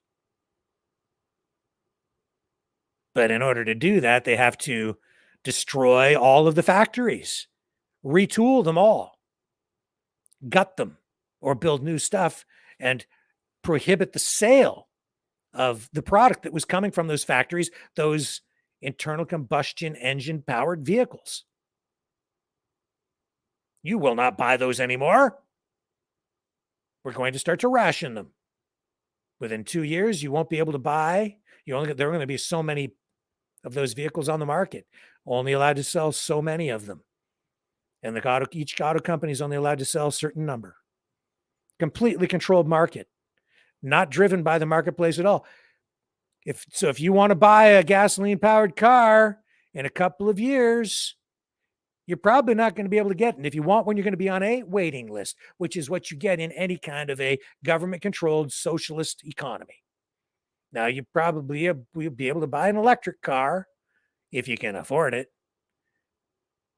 Even with all the government subsidies going into those, they're still more expensive and they don't last as long. And we don't need to get into all that again tonight. But man, where's the freedom in any of that? This is a government driven thing, not market driven, not driven by the people. It's not what people want. It's what people are being told they're going to get.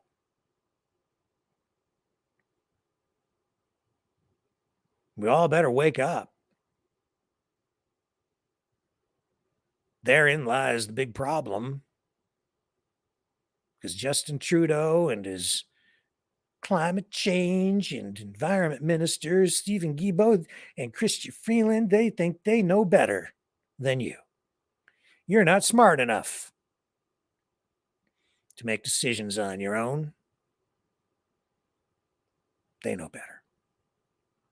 We're just the unwashed masses.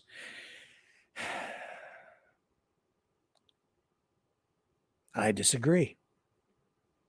I think you do know what's good for you, and I think you do have the ability to make your own decisions, and you should be allowed to determine your own destiny, and you should have the freedom to do it, and you should have the freedom of mobility. And in a big country like this, you need a darn car to go from coast to coast to coast and into the United States. And I wish that we had the freedom to just cross the border and flash a driver's license in order to do it, but we don't have that anymore. We can still go. We still have some freedom. It's just that things are much more restrictive now, and we are being thrust into a new reality where everything is being tracked. Your movements, what you eat, what you watch, what you think. And not just tracked, but you are being manipulated. You are being coerced. You are being fed a steady diet of propaganda and information, all designed to mold your mind from various places. And it's confusing because we are living in an information era.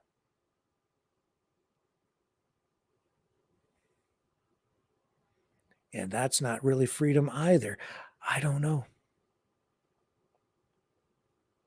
if we're ever going to get it back.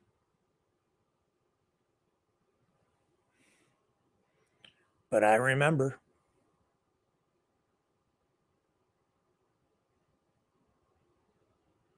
I remember.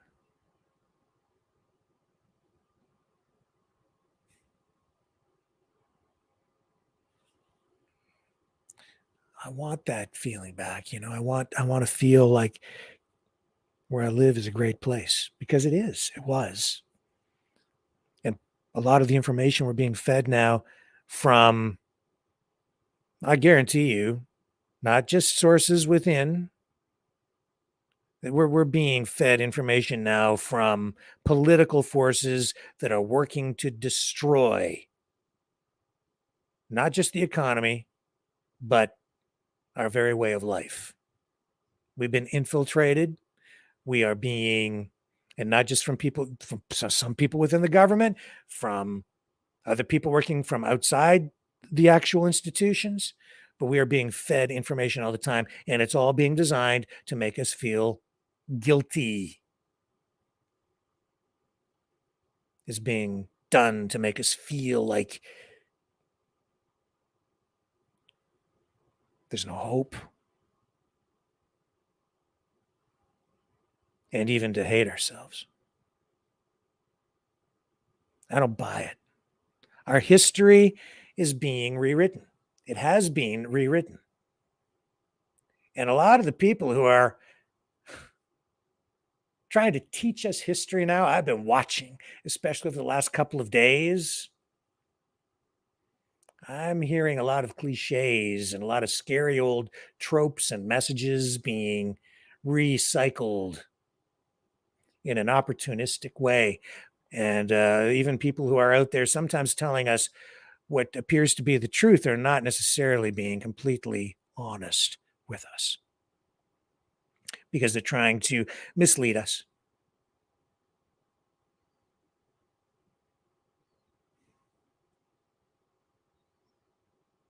I heard the word the other day. Somebody said, I don't remember who it was, but I've heard this a few times. There was a reference made to the convoy, the Freedom Convoy in Ottawa, the protest. Somebody said unfortunately, it turned into an occupation. I disagree. And I think we have to be very careful about using that word, occupation. It's being thrown around a lot. I don't know if you've noticed. Like so many other things in these political narratives that are being spun up and fed to us over and over and over and over and over again, there are certain keywords and certain like branding almost, or marketing messages that are being fed to us, because it's key and it's integral. It's important for these, I would call them even political enemies of the state, to assert these ideas through the use of language. One of those words that I'm hearing thrown around a lot right now is occupation, occupiers, settlers. It's important to them that that word be used, because if you adopt it, if you use that word, you are already defeated just by using the word and acknowledging that it applies to you in any way. And that word has been around for a while, and you can find its roots in roots. I don't know if it really originated the use of the word here, but it was used in the upside down manner through the Occupy movement, which continues to be a neoliberal woke movement, anti-capitalist, certainly socialist, possibly communistic, anti-Wall Street, some valid arguments in there, some not, in my view. But that word occupy was used for a reason. It was used to, and continues to be used, to normalize its use, make people think about occupation.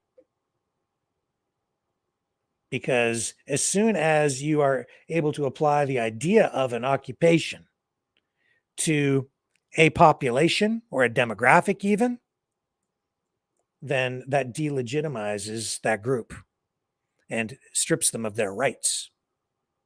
You see, the Freedom Convoy, let me be very clear about this. The Freedom Convoy protest was not an occupation. It was a strike. The Freedom Convoy protest was primarily a citizen-led protest demonstration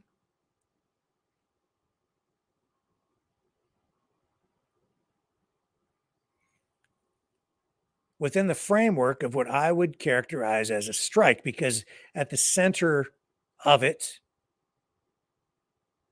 the main thing was the truckers and their protest surrounding mandates.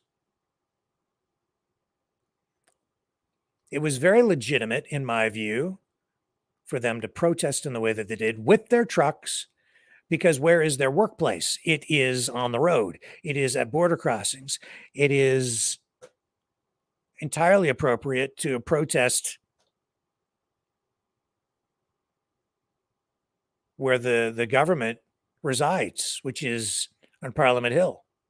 So it's entirely appropriate to take those trucks down there, in my view, with that level of protest, when you've got that level of government overreach, and strike.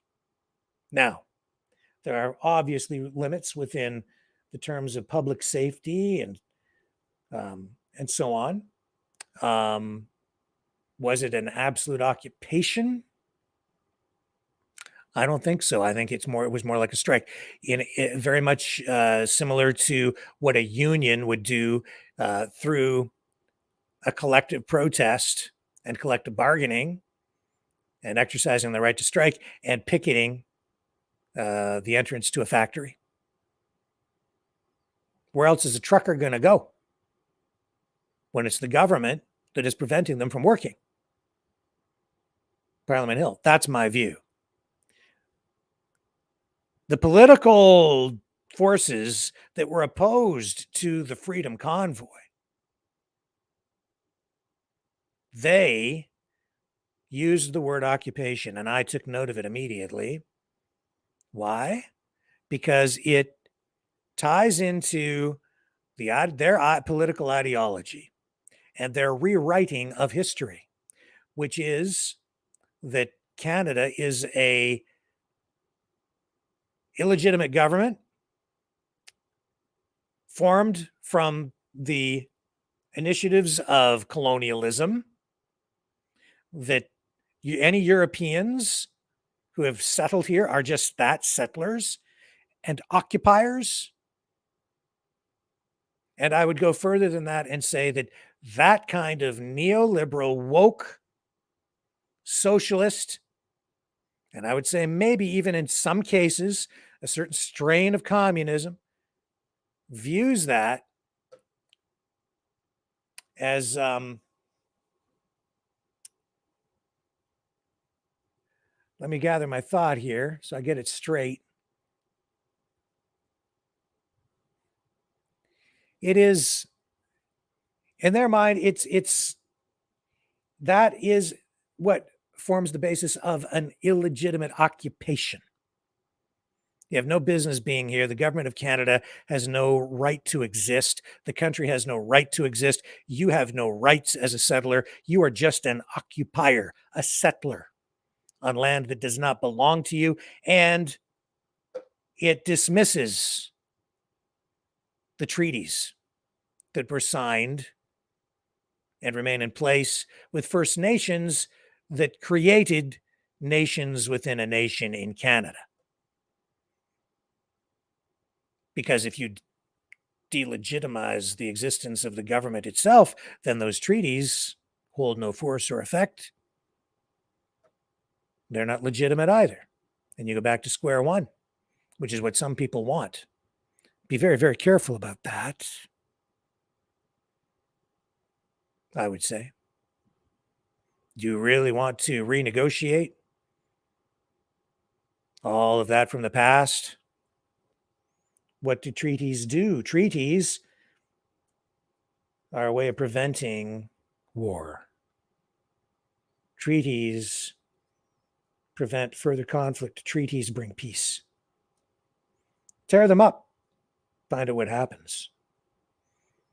You might not like the result. You might not like what fills the vacuum in the absence of the existence of the government that I would say is very legitimate.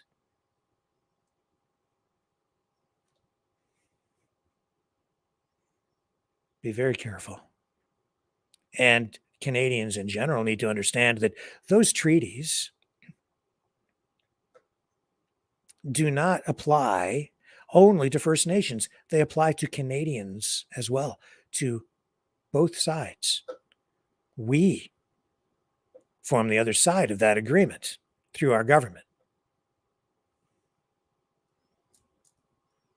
And so when I hear a phrase like, it's unfortunate, but the Freedom Convoy did unfortunately turn into an occupation, I do kind of disagree. Yes, it was disruptive. It was peaceful, though.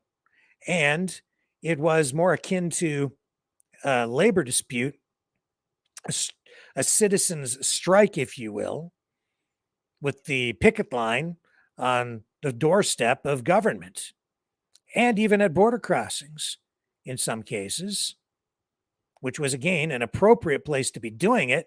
And I'm sorry if it shut down your bridge for a while, but there were have been many incidents through history where that has happened, and it's always been a dilemma, right? I'm not really in favor of a lot of ineffective and um, how shall I put it, malicious sort of behavior to just kind of disrupt things and cause mayhem and hurt communities. I don't want to see that, but I certainly understand protest that unfolded in the way that it did. Now, I know as well that on either side of that, there are probably some bad actors and people in there not acting in entirely good faith. But overall, what a successful protest that was. And man, did it wake up a lot of people. So no, I didn't view it as an occupation at all. I don't view it that way now. I never will. And I hope you don't either, because as soon as you use that word occupation, now you're an occupier. Now you're on the other side of the law. You know, I think that the law is a malleable thing. It's a to some degree, because there's the letter of the law and then there's the spirit of the law. And then there's also social contract and whether government is living up to its end of that social contract bargain with the people and whether they're really doing their job properly or not. And I would say in that particular case, the government had not lived up to its obligations under our unwritten social contract, which is a real thing. If you look it up, it's a philosophical thing, but it's a real thing. The government of the day, Justin Trudeau and his liberals, and Jagmeet Singh and the NDP supporting them, they had lost the trust and the confidence of the Canadian people, a large portion of the Canadian public. Like it or not, that was the truth. And they responded in a way that was inappropriate because they saw it as an existential threat to their government. Because I have also no doubt that there was some truth to the claim that there were people in there that probably wanted to overthrow the government, but they never rose really to the surface. Not those people, not really. Of course, you're always going to get, a few bugs attracted to a bright bulb, right? But overall, that protest was very peaceful. There was no evidence really of any serious wrongdoing. The claims otherwise were largely exaggerated or even outright fabricated in many cases. And they were there for quite a while, but finally, things got cleaned up. But they were not an occupying force. It wasn't an occupation in that sense. And all Justin Trudeau had to do is really come out and talk to people and help to diffuse things and provide some real leadership. And that just didn't happen.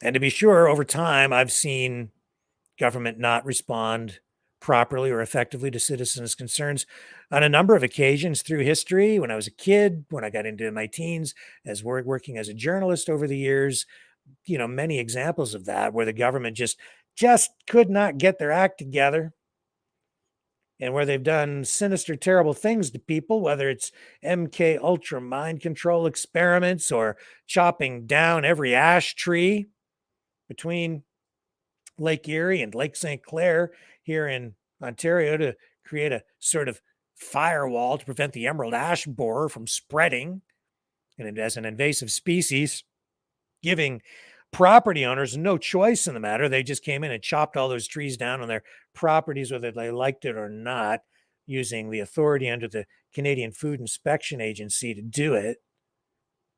And that, to me, was heavy-handed and completely ineffective, and another illustration of why government is so incredibly incompetent and at times overbearing to the point where they will just strip people of their rights. That I got a taste of that and covered things like that. I've seen people's kids stripped from them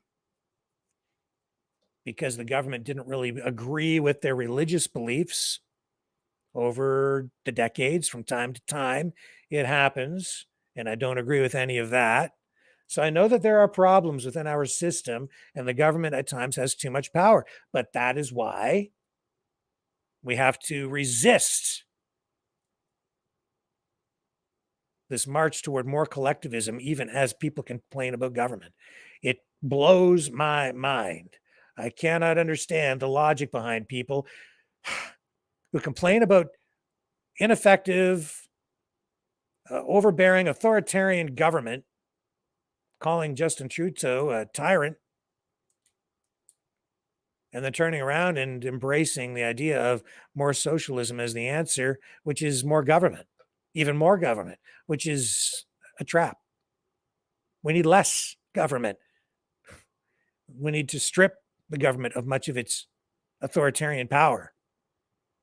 And unfortunately, folks, that means that you need to be in a position willing to accept more personal responsibility. That's the way it works. You can't go to the prime minister and say, I want free this and free that and free this and free that, and then not expect that the government is going to impose rules on you in order for you to participate in society in order to get all your free stuff. It's the way it works.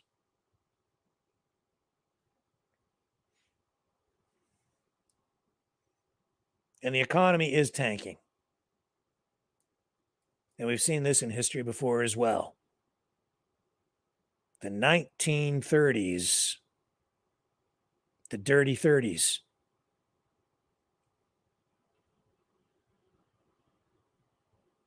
This time I think they're doing it on purpose. Maybe they did it on purpose back then too. I wasn't alive in the 1930s. I read my history, but I see that history is always being rewritten anymore. It's hard to know what to believe. But at any time in history when there has been a serious economic downturn, you see political polarization take place because different political forces use that as an opportunity to galvanize support for their movements because people become desperate. That's what happened in the 1930s, especially in Germany. Great Depression came. Germany was in dire straits. War reparations from World War I being imposed on Germany. Massive inflation. The government of the day engaged in huge money printing. People were becoming impoverished.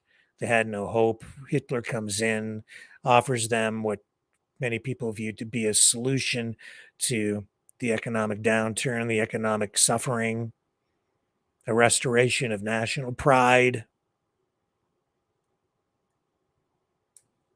And he used massive government works projects like highway building, Autobahn, to turn things around, generate support. And you saw what happened. And overlaid into that, or woven through it, I guess, was the prejudice, the hatred, the darkness, the scapegoating.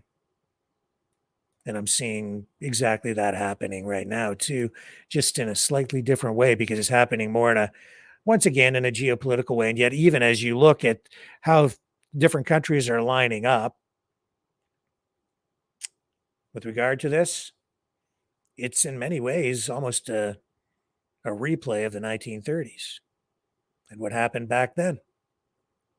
And I think we need to be very careful. And the rhetoric that I'm hearing, the cliches, the same old story, sort of updated with contemporary ideas, it is actually a slight revisionist kind of history that people are being fed right now in order to lead them down some of the same paths that we went down even back in the 1930s, leading into the 1940s, which plunged us into a Second World War. This time, a Third World War, and I'm afraid. I'm very afraid.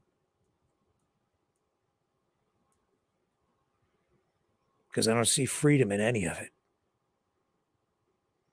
We're told that these people over here are fighting for freedom, and these people think they're fighting for freedom, and everybody's fighting for freedom, but I don't know what they think freedom is. I've seen a lot of communist revolutions where they use the word freedom fighters, people running around with AK-47s. I'll tell you this, you do not find freedom at the end of coercion, force,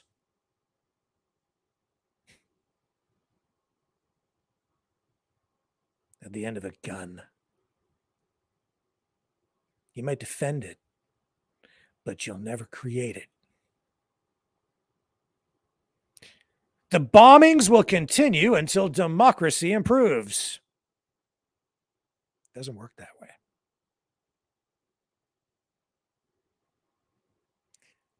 That's the mistake the United States has made. When threatened, they've responded with force. And you don't get freedom through force. You don't force freedom on someone. You get the opposite.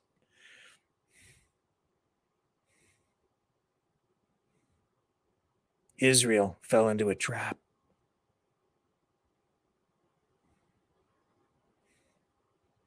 When they responded to the attack on October 7th, in the way that they did with massive force,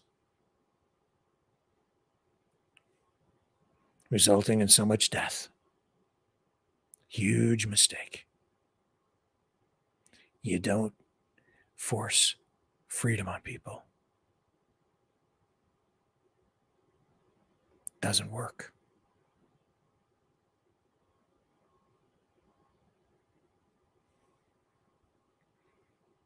They've lost the war. At least it appears to, so far they've lost. Because what they did was stupid. Emotional. And the rhetoric that is out there, everything.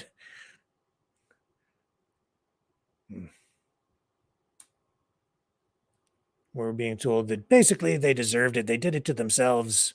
It's the same kind of thing that we hear here, isn't it? Israel's just an occupier. They have no right to exist. From the river to the sea, Palestine will be free. Let's wipe them off the map. It's an illegitimate government. They're just occupiers. And then you see, even over here in North America, the same kind of rhetoric being applied to the governments here, where I've even heard within the last week, people at conferences from the neoliberal wokester side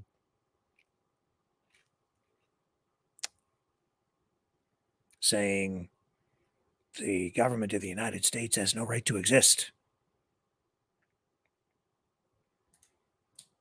That Canada is just a colonial nation.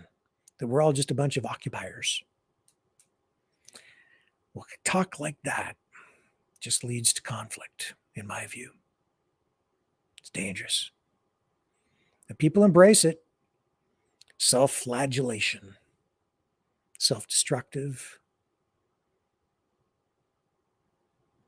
And it dismisses the treaties, which are two-sided with the First Nations.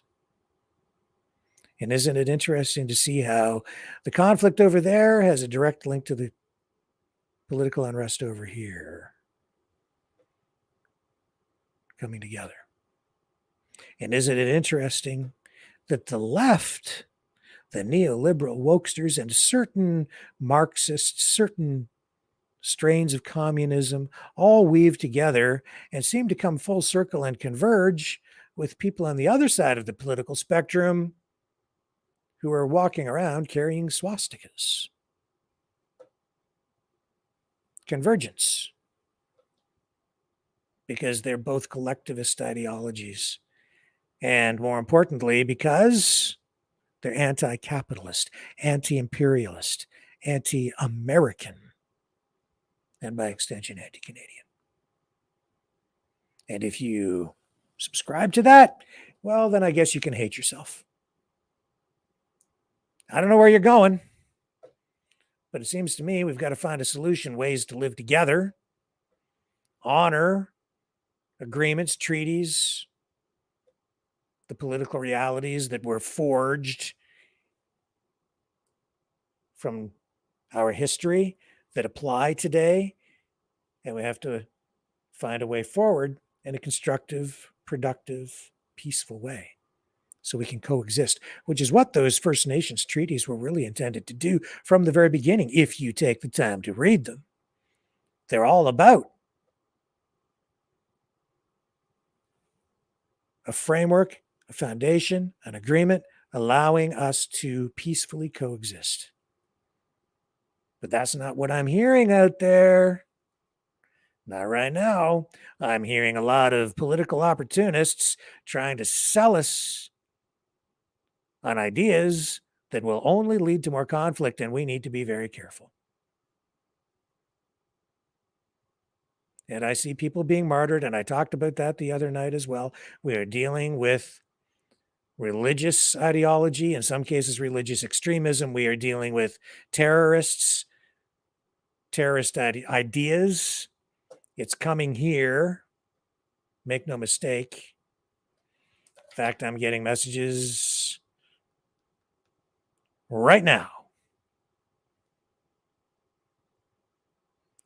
talking about incidents that people are wondering if they might be related to some sort of terrorist activity, which I cannot talk about here because I have no confirmation of any of this stuff tonight yet. So I need to wait until I find out what this is really all about. But there's, fair to say, a lot of public concern. And because of all of that, we have had to give up more of our freedom. That's why we have to take our shoes and belts off, get searched at the airport in ways that we never used to. Why you can't take little mini bottles of shampoo onto an airplane anymore.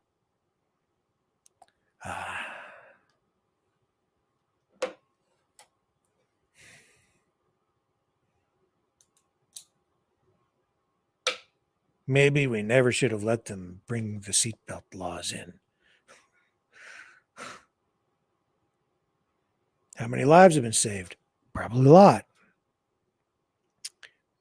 How much freedom have we lost? A lot.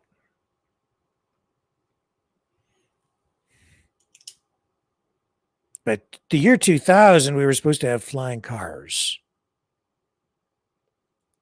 We've got them. People are afraid of them. Some people. Other people want them. We've got flying cars. We have Star Trek communicators in our pockets. We have all kinds of cool new technologies and also technologies that are being used to manipulate and control us.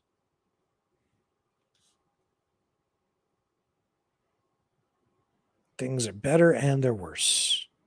Things have advanced, but they've gone backwards. It's about how the stuff is used and applied. And we're in a period of transition. And as we get into this new year, 2024, where's it all going? I'm not sure.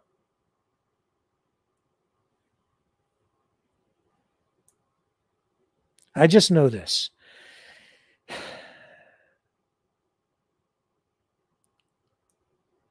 If you want freedom, you need to, we can't have as much government as we've had. We need to find ways to push back on government. We need to stop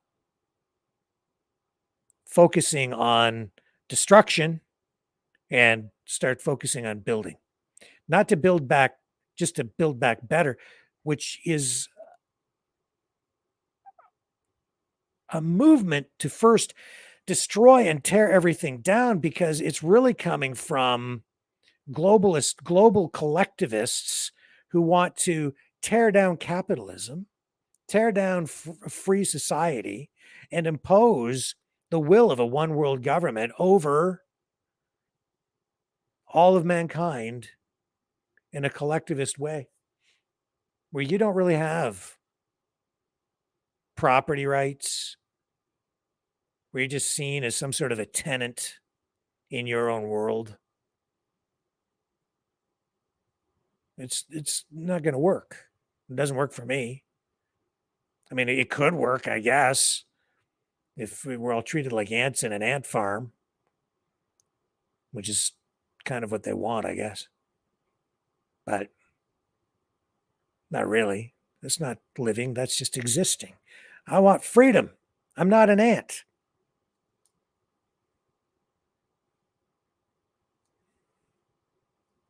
I don't mean to scare you. It's not about that.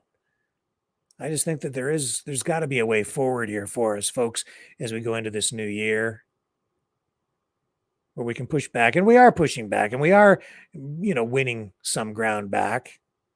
But this is going to be an ongoing, probably never-ending battle.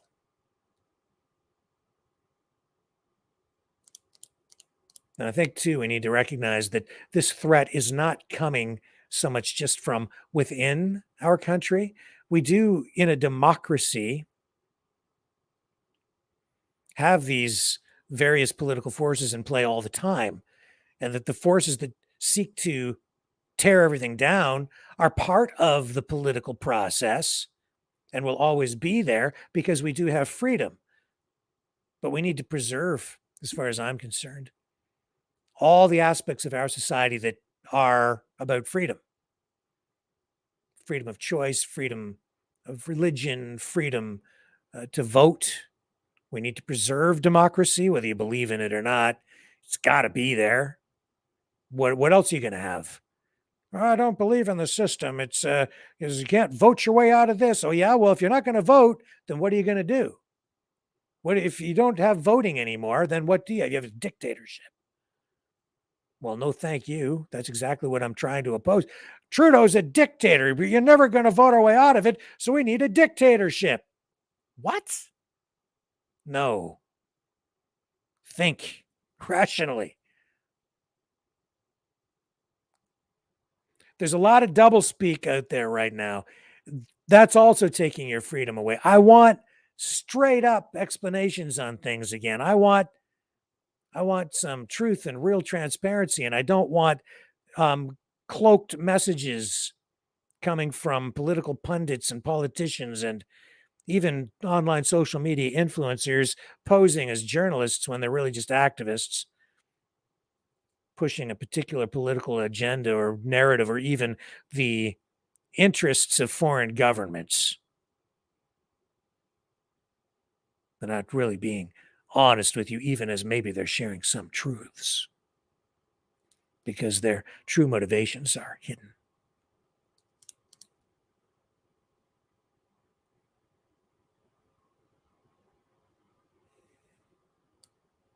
I just want my country back, and I want my freedom back. And even if it's just something that was in my head, even if it didn't exist before, then I want to make it. I want to create it again. I want what it was. And I know it wasn't perfect. What democracy ever would be perfect? There's no such thing as political perfection, because in a democracy, it's messy. You always have different political forces, pushing and pulling, and not just, this side versus that side. It's a cornucopia of political parties and forces and ideologies, shades of gray within them. And then who is it that actually comes to power, and who is it that gets to bring in their policies? But we need to keep working at it. I want to be able to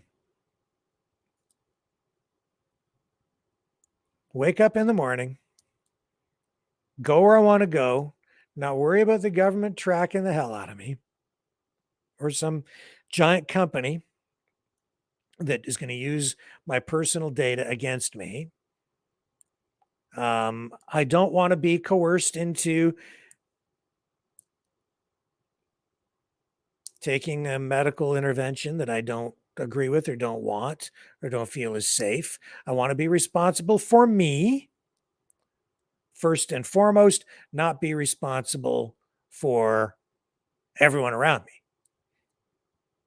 And what I mean by that is, during the pandemic in particular, they flipped everything upside down, where suddenly you as an individual became responsible for all the other people around you. So they had to lock you down just in case you were sick.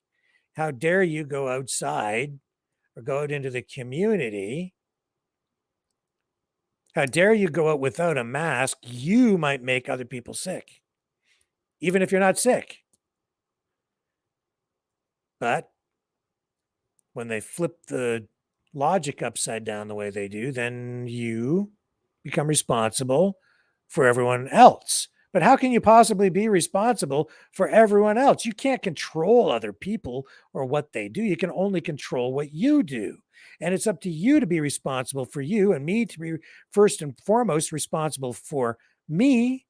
I'm responsible for me. You're responsible for you. And if you choose to go out into the community and take the risk of exposing yourself to other people, then that's a choice that you make, because that's a choice that you're making to live. How do you choose to live? What risks, what level of risk are you willing to live with? And the other people who are out there that you will meet in public, they're also making a decision to interact with other people and accept a certain amount of personal risk in order to live. Instead, the government turned it around and said, no, you have to stay home because we don't know if you're sick. So you better just stay there, even if you're healthy, because you're responsible for everyone else. So how dare you put other people at risk? You don't have any rights. You're not allowed to live. You must stay locked down. And how dare you not get the thing in the arm? Then you're not going to, you don't have the right to live. I mean, live a life. And that is to say, you couldn't get on a plane or a train or even a city bus. You couldn't go into a restaurant. I want to live. That was never the way it was before. That was the first time in history that we'd ever dealt with things in that manner. And where did those ideas come from? Directly from China. They were the first to impose those kinds of draconian restrictions and measures. Canada and the United States fell into line. Did the same thing. Why do you think that is? Because there's so much political influence here already through our institutions and even through infiltration into our government itself from a foreign political entity, another sovereign nation state exerting influence here. So that's what we got. And it's complicated, and I don't, who knows everything that really truly went on? Nobody really knows for sure everything that went on, but you can see the problems that we ran into, right? But it's about the ideology being employed. We can't allow that anymore. That's what we have to push back on. And we are. And I think people are more awake to it now. But we're in a very dangerous place. And I can only say this as I kind of try to wrap this thing up in a logical way. I miss the before times because I miss the optimism. I miss the national pride, not some sort of twisted ethno-nationalistic, fascistic, dark, sinister, scapegoating kind of national pride. I'm just talking about being proud of positive achievements, of technological achievements, of reaching for the stars and getting there, for crying out loud. And being proud of it, saying, right on, humanity. One small step for man, one giant leap for mankind. That's for all people. Today, the moon landing's a hoax. It didn't even really happen. Our own government's responsible for all the bad things that always happen, and it's all our own fault. And we're not even really going to live here, and everything's bad, and tear down all the statues. And then you complain about your government, or people complain and say, well, gee, what went wrong? Well, you bought into some of this claptrap. And instead of saying, yeah, some of that's not so great and that wasn't so good, but they've rewritten our damn history.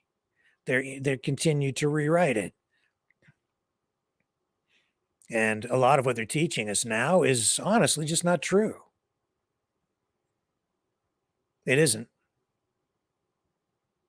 There's some truth, and then there's the twisted part of the truth, and then there's this new interpretation. Sorry, I don't buy it.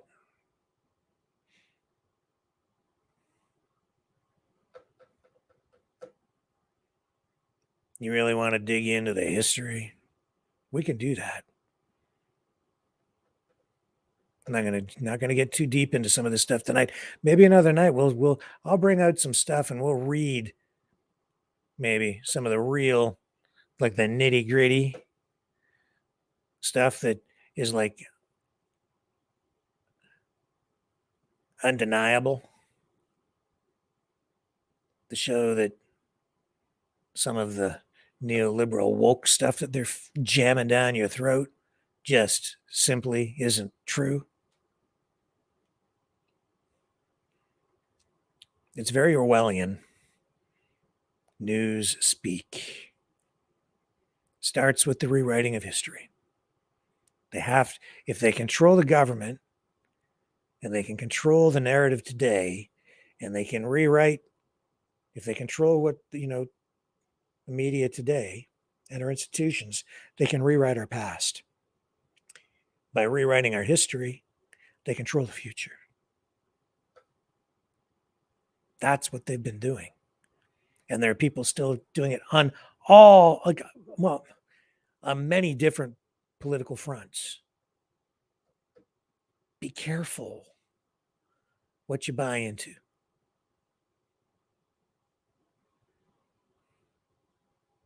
There's a lot of hatred out there right now, too. And it's easy to sell hate, anger.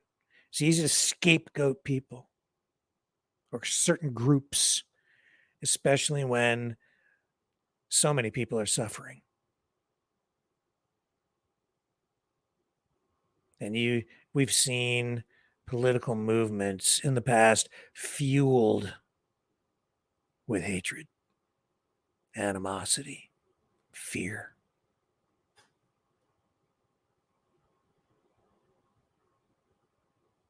Don't fall into the trap. Don't fall into the trap. What else can I tell you? I can tell you, just in closing, that it's still out there.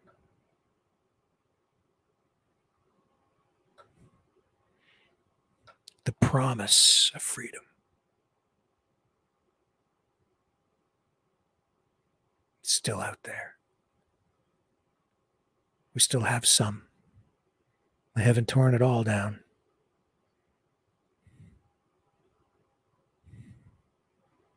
I want it back.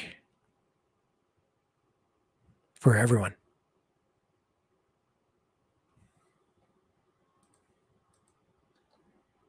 Somehow we're going to get there. Through the fog of war. Through the mist of 2024. I'm going to be here with you. And we'll try to navigate through all of it. I'm going to try to help you get closer to the truth so that we can all find our way back to freedom.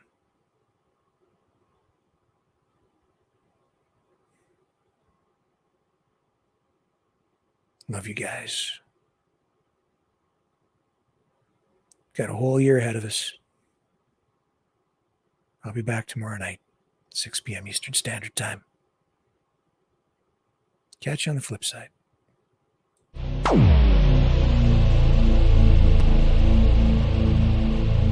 This has been a Maverick Multimedia production.